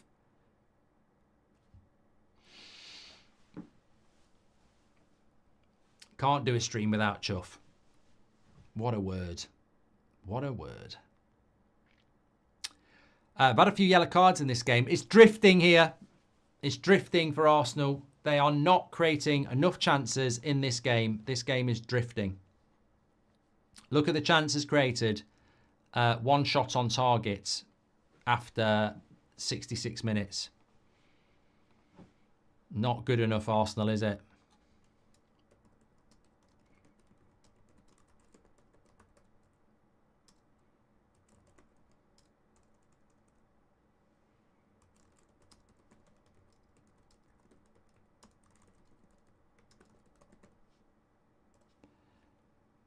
It's not good. No, it's not good enough. I mean, look. When did Isak score? First half, definitely.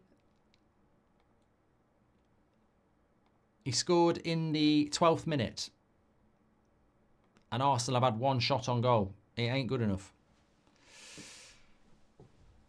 Here they've got a corner though. This is where they are quite good.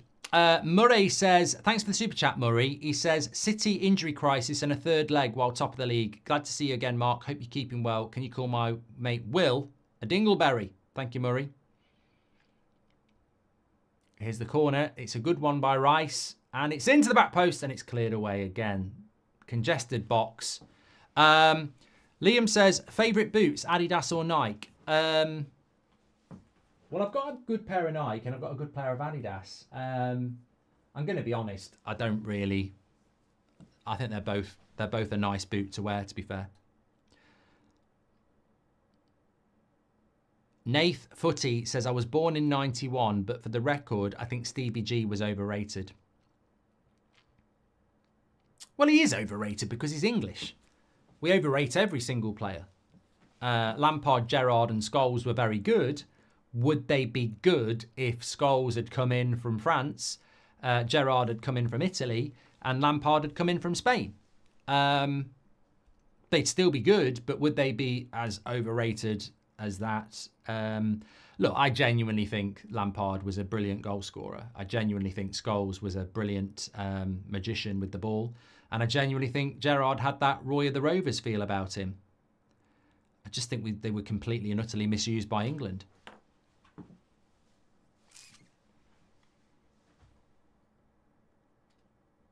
But it's a boring conversation. I find it so boring because certain people think Gerrard, certain people think Lampard, and certain people think Scholes. And there is no definitive answer. There is only opinion. Good play by Newcastle. Another corner.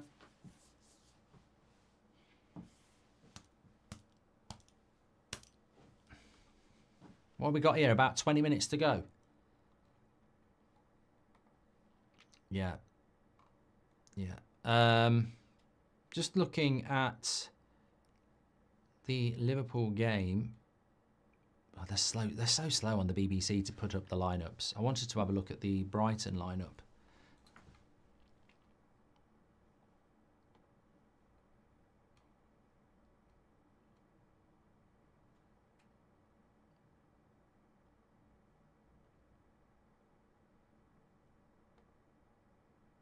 Oh, God. I thought, got good clearance there by Saka. I thought it was going to drop to a Newcastle player.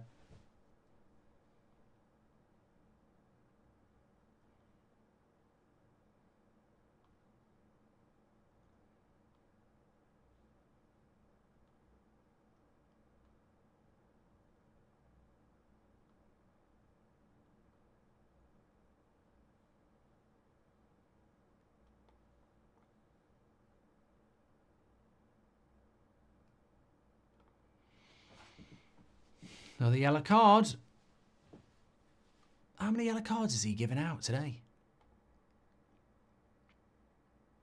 Doesn't look like a yellow card to me.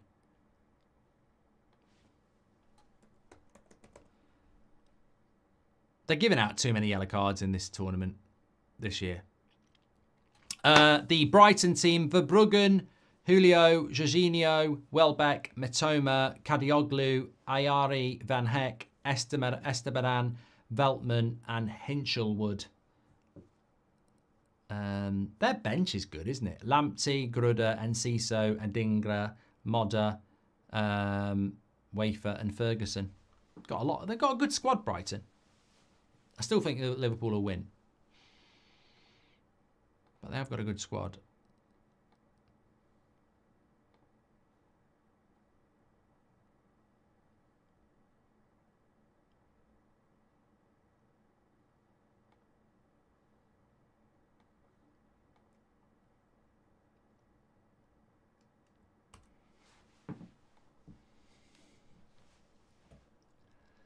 Nath Footy says, I would argue only Liverpool fans claim that Gerrard was the best out of the three.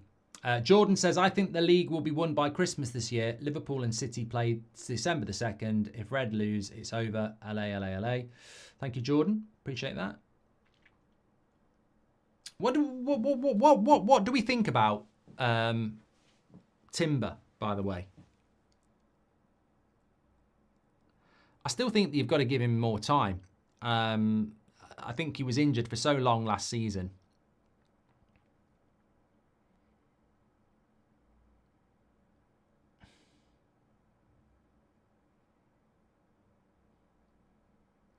I think his body movement reminds... I think Timber doesn't look like a defender to me.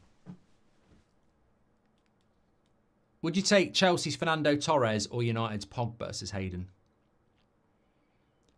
Chelsea's Fernando Torres was crap. I'll go Pogba, definitely. There is a young Gerrard regen in Serie A by the name of Scott McTominay, says Abhijit. Fucking hell. Yeah. I like Timber's movement. I'm not convinced about him as a left back.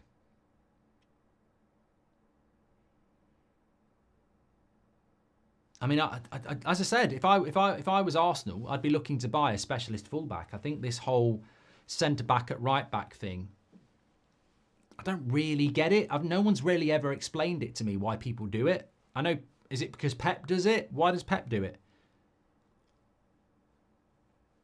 I just think you look at specialist fullbacks; they're very, very important, and teams seem to be slipping towards this. Let's play a centre-back at full-back. And I just don't... Look, honestly, would Arsenal be better with a specialist right-back over Ben White? And would they be better with a specialist left-back over Timber? Yes, they would.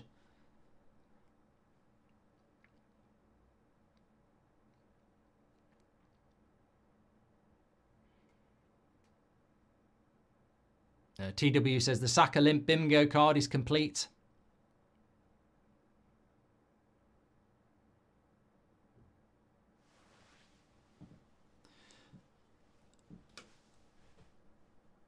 Shearer's coming on, says Jamie. Arteta out, says Rohan. I went with a draw. Terrible ball, that is. I went with a draw, but they've still only had one shot on goal, haven't they? Oh, Pope's gone down again. Very injury-prone, Pope, isn't he? For a goalkeeper, he does go down a lot. I mean, I'm not. They go down diving a lot, but I mean, injuries, he does seem to get quite a lot. I'm going to have a look at this. Obviously, I had one leading up to the World Cup. Euros. 32. Yeah, look. 22-23, thigh problem. 22-23, hand injury. 23-24, shoulder injury. And maybe it might be the dark arts, Mark. You're right. He might just be doing it for a bit of time, actually.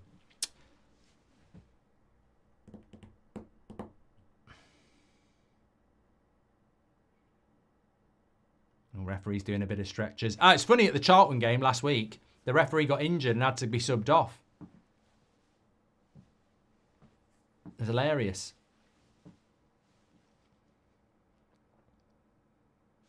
Arsenal look out of ideas, says Zach. Exactly. Exactly.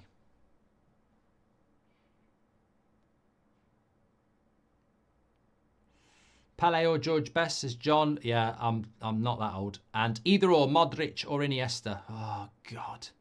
Kante's beat Rodri by 52%. I really... Hayden, I will do it for you, but I'll tell you what, you're not going to get any passion out of me. I hate these. I absolutely hate these. Because most people... You're comparing two players from a different era. Like Iniesta at his best didn't cross over with Modric at his best, did he? So I just hate it. I hate these sort of things. I'd rather do Chris Wood against Duran. Like, at least it's relevant and topical. Yeah, I mean, Arsenal here, 14 minutes to go. I said it's at half time. Like, if this was Man City, it would be chance after chance after chance after chance. And Arsenal just haven't at any point done that to Newcastle. Although, to be fair, Newcastle got a draw against Man City.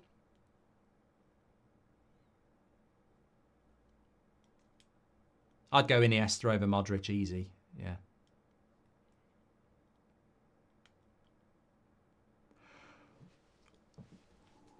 See now, look, this is Arsenal just against two lines of Newcastle defenders, and they're trying to pass their way through. You've got to mix this up. Put Gabriel up front.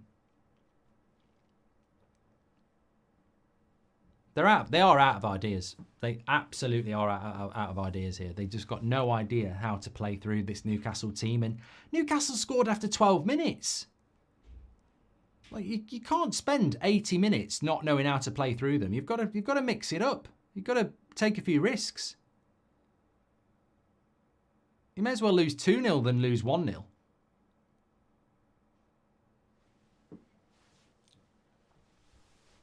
Very disappointing from Arsenal second half.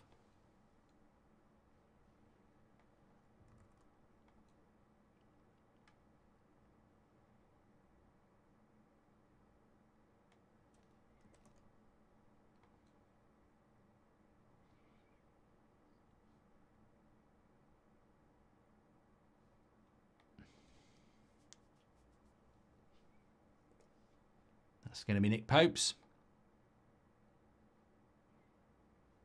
Definitely the sort of game where you probably wish you had a striker.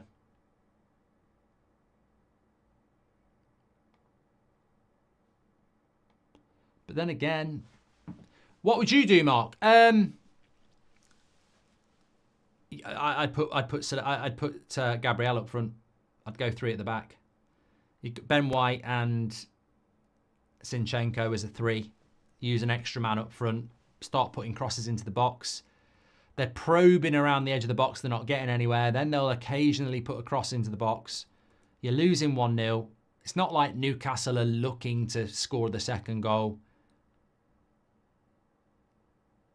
Yeah, I'd put Gabriel up front. Because it's not worked, has it? Whatever the plan has been, it's not worked from Arsenal. And it was a great goal. A great goal. No doubt about it. A very, very good goal. But, you know, football's not a jigsaw. It's not all played at the pace you want to. It's not, you know, it's not a puzzle to be solved all the time. You can't take your time. Got to move quicker.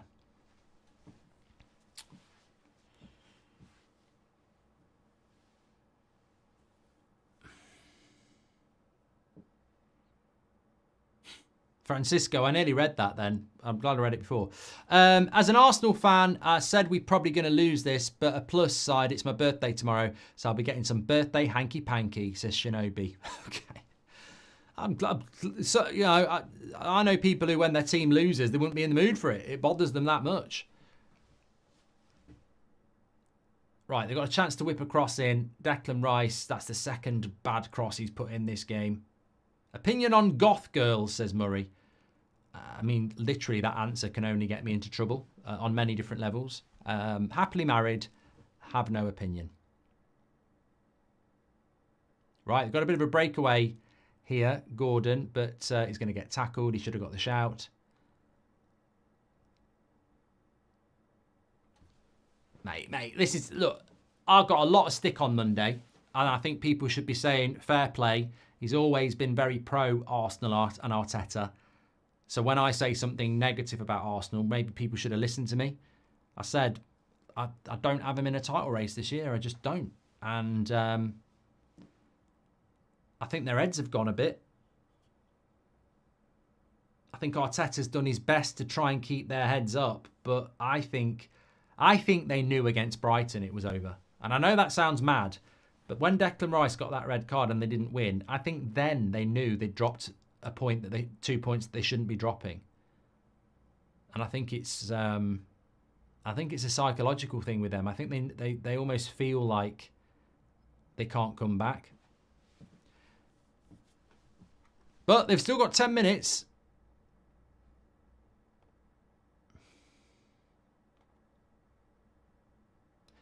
Don't forget to subscribe, by the way, bottom right-hand corner. Iniesta beats Modric, 70% to 30%.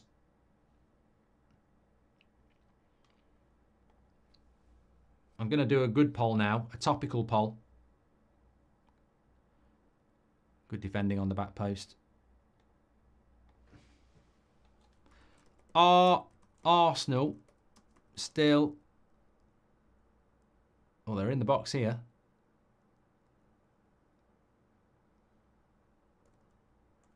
Are Arsenal out of the title race? Yes or no? Get your votes in.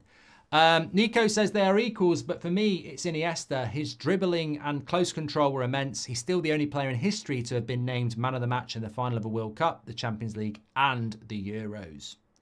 Thank you, Nico. Is Saka ruining anyone else's FPL? He's ruined mine, says Turan. And Abhijit says, unpopular opinion, if Arteta doesn't win any trophies with Arsenal in 2 years, he should leave. It's good to be second, but for how long? Thank you very much. From Abhijit's super chat there. Appreciate it.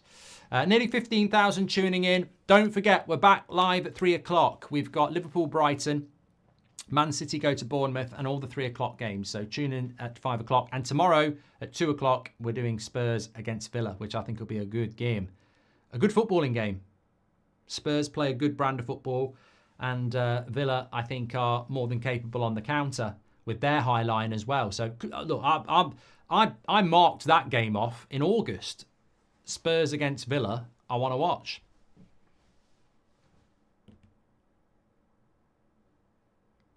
Be a better watch than this. I mean, this was always going to be like this. Newcastle were always going to be compact and counter-attacking. Whether they'd scored first or not, they would have done that. It was a lovely goal if you've not seen it, by the way. What a cross by Anthony Gordon. David Beckham-esque, and then Isak's header was Drogba-esque.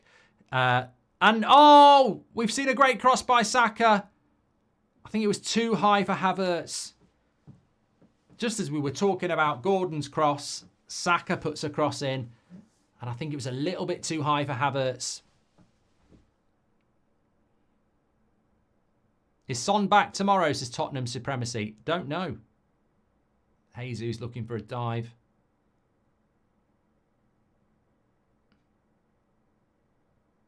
He's loving it. Harry Potter's let himself go. If you know, you know.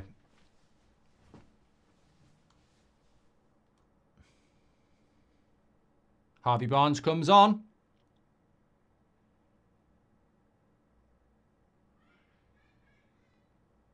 Did you hear that laugh? I think Seb's laughing. He's obviously turned the TV on in the other room. There's a very big... It was like this. Ah! Ha, ha, ha, ha. That's all I heard over there. He's probably just put Sky on. Anthony Gordon's coming off for Harvey Barnes. Did you like Chicharito? I loved Chicharito, Francesco. Yeah, very popular player at United. Squad player. You need him. I'll tell you what, though. We spent a lot of time talking about Arsenal. Let's not forget, for Newcastle, this is a massive result. They were only 1 point ahead of Man United before this game, which, with Man United sacking Ten Hag, just shows you how bad Newcastle's start to the season has been. But winning here, again, showing what Newcastle and St James's Park is all about.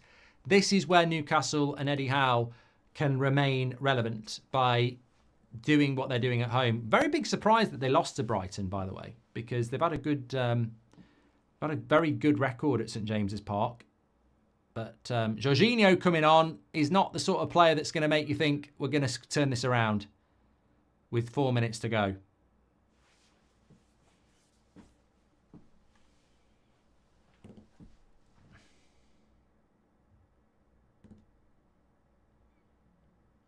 It's a good cross by Harvey Barnes. Joel Linton straight at the keeper.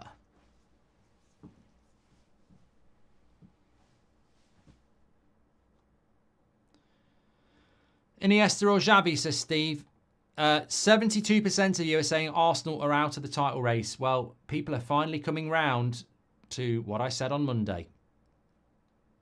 I got laughed at on Monday. When I did the podcast on Monday, I said Arsenal are out of a title race now. That draw against Liverpool, that gap is already too big.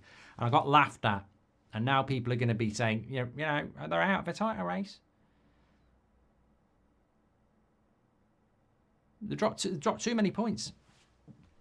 Dropped too many points, I'm telling you. What have they done before today? 3 draws, 2 losses. No, this would be their second loss, wouldn't it? Who have Arsenal lost to? Bournemouth, yeah.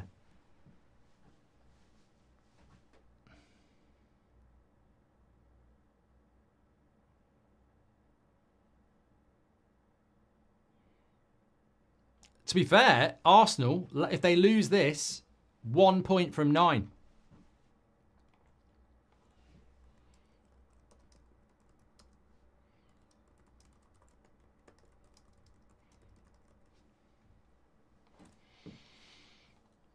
Arteta! True fact, says Kyle, if Forest win, they go above Arsenal. Who've they got this weekend? They're playing at 3 o'clock, aren't they? West Ham. I think Forest will draw with West Ham, but Will said win. Spurs will lose tomorrow because Van der Ven is injured, says Turin. Is he? He's injury prone. He's injury prone. Is he too quick for his body?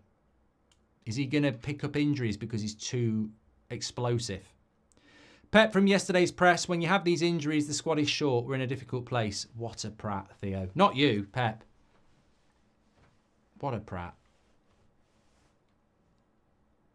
I'll do that poll because it was a super chat. So either or. Iniesta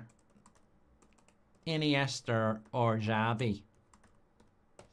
I'm definitely sitting down for the 3 p.m s. I've stood up for a long time here.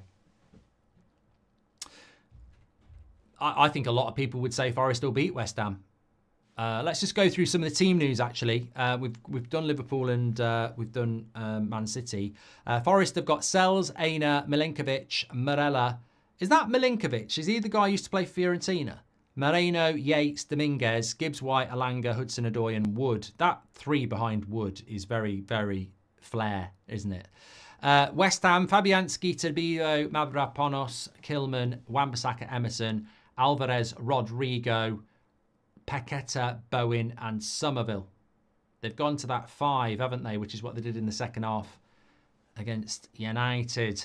Liverpool we've already done, but I'll give it for you again. Kelleher, Trent, Kanate, Van Dijk, Tsimikas, Szoboszlai, Gravenberch, McAllister, Salah, Nunez and Gakpo. We're live at 3 o'clock for these, by the way. Robertson on the bench. Verbruggen, Veltman, Van Heck, Julio, Estebanan, Kadioglu, Hinchelwood, Ayari, Matoma, Welbeck and Rutter for Brighton. That's how they're lining up. Manchester City and their apparent injury crisis. Yeah, listen to this. Listen to this. Yeah, can you get some tissues? You're going to be crying in a minute. I mean, can we get a charity line for Man City? Because I'm sure people are going to want to donate when I give you Man City's lineup. Edison, Walker, Akanji, Aki, Vardiel, Kovacic, Bernardo Silva, Phil Foden, Gundogan, Matthias Nunes and Haaland, with a bench that includes Kevin De Bruyne, Doku and Savio. Bournemouth are Travers, Smith, Sabignani, Senesi, Kirkes, Cook, Christie, Kluivert, Semenyo, Tavernier and Evanilson. Scored last week. 5 minutes added on. It's not looking good, Brev, for Arsenal. The best they'll get is a draw here, and that won't be good enough. It's title race over for Arsenal.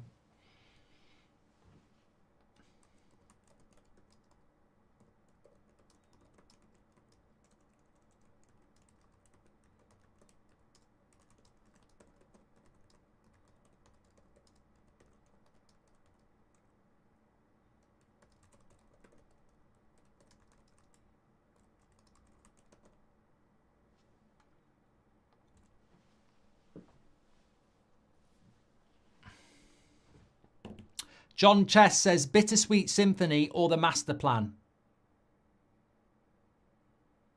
I'd say Bittersweet Symphony. Yeah. I like Master Plan and I prefer Oasis to the Verve, but I would say Bittersweet Symphony was... Did they sample the music on that or did they nick it though? You know that dun dun dun dun dun dun dun dun dun. Oh, that's rubbish. That sound like fucking Fantasia with Mickey Mouse. Dun dun dun dun dun dun dun dun dun dun dun dun dun. That's not Bittersweet Symphony, is it? Dun dun dun dun dun dun dun dun dun dun dun dun. Did they sample that or did they come up with it themselves? If they came up with it themselves, fine. If they nicked it, Master Plan. Although Noel nicked everything from the Beatles, to be fair.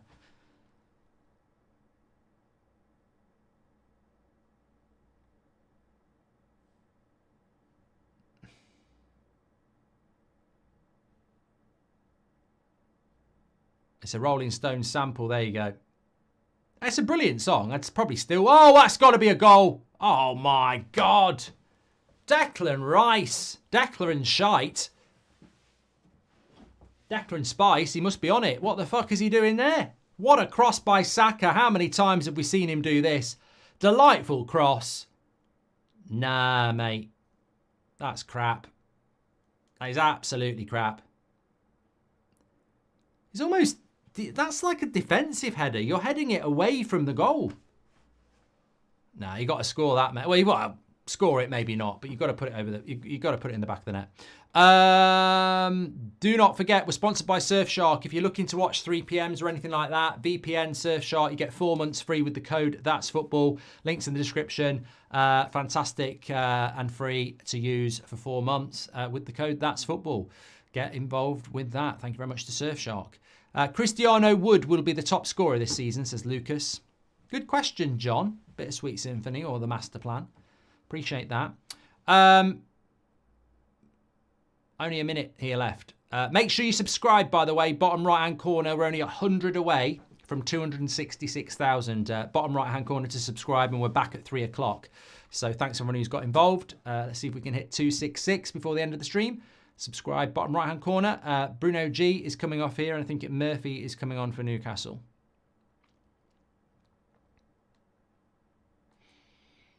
Or Kelly, actually. Not R. Kelly. No. Okay. Yeah, back at 3 o'clock for the 3 o'clocks.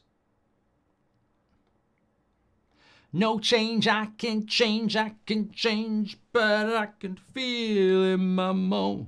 Are you going to do an Arsenal in crisis video? Yeah, but not going to do it now. I'll do it after the 5 o'clocks. Because I think it's more relevant when we know what Man City and Liverpool have done. Because if I do a video saying Arsenal in crisis and then Liverpool and Man City drop points, the crisis is not as deep. Whereas if they both drop points, then Arsenal conceivably could still be in it.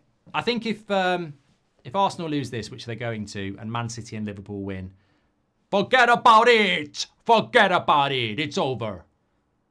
But I still think the criticism of Arsenal will be a little bit unfair. I still think, oh, what a cross again. I know. You see, this is what would annoy me as an Arsenal fan.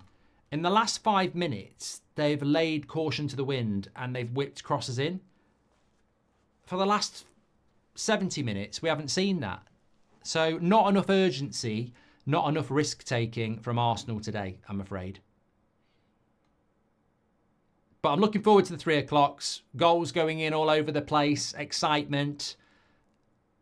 You don't always get good 3 o'clock games, and today we have. So looking forward to that. Tune in.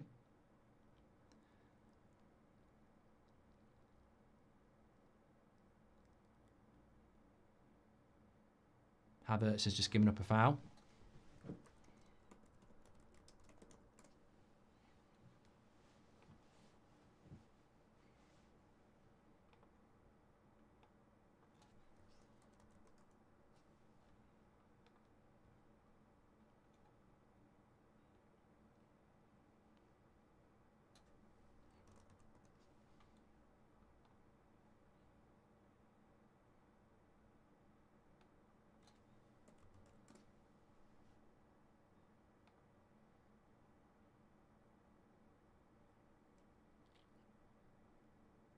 And that's the final whistle. I was reading something else. Well, look, absolutely fantastic goal from Isak to win it. A brilliant cross by Anthony Gordon. Not a massive surprise that Newcastle win 1-0. I don't think they were capable of winning it by massive amounts, but a fantastic result for Newcastle. That puts them up to 8th. Remember, they were in trouble themselves before the game. But so a big win for Eddie Howe and Newcastle, takes the pressure off them a little bit, and maybe they can build on that. But for Arsenal, I think that is title over. I really just do not think that they're in a title race this year. And it's back to the drawing board for them, isn't it? They've got to digest what's gone wrong and why. I think that when I look at Arsenal and the points they've dropped this season, Brighton at home because of the red card. Bournemouth away because of the red card. Man City because of the red card. Liverpool because, well, you know what? You're 2-1 up. You're trying to hold out. But this loss today, no red card. That's their worst loss of the season. There's no excuse for Arsenal today. That was completely and utterly about being outfoxed by a team that you knew would do that. And they had no answer. They didn't create enough chances. They didn't have any red cards. There was no dodgy VAR. They lost that game pure and simple because they weren't as creative as they need to be. Arsenal are not in a title race anymore for me, and there are reasons for that. Red cards, suspensions, injuries. But today, they just lost a game of football, and there are no excuses, and it's 1 point from 9. Thanks everyone for watching. I will see you back at 3 o'clock. Take care, and I'll speak to you in a bit.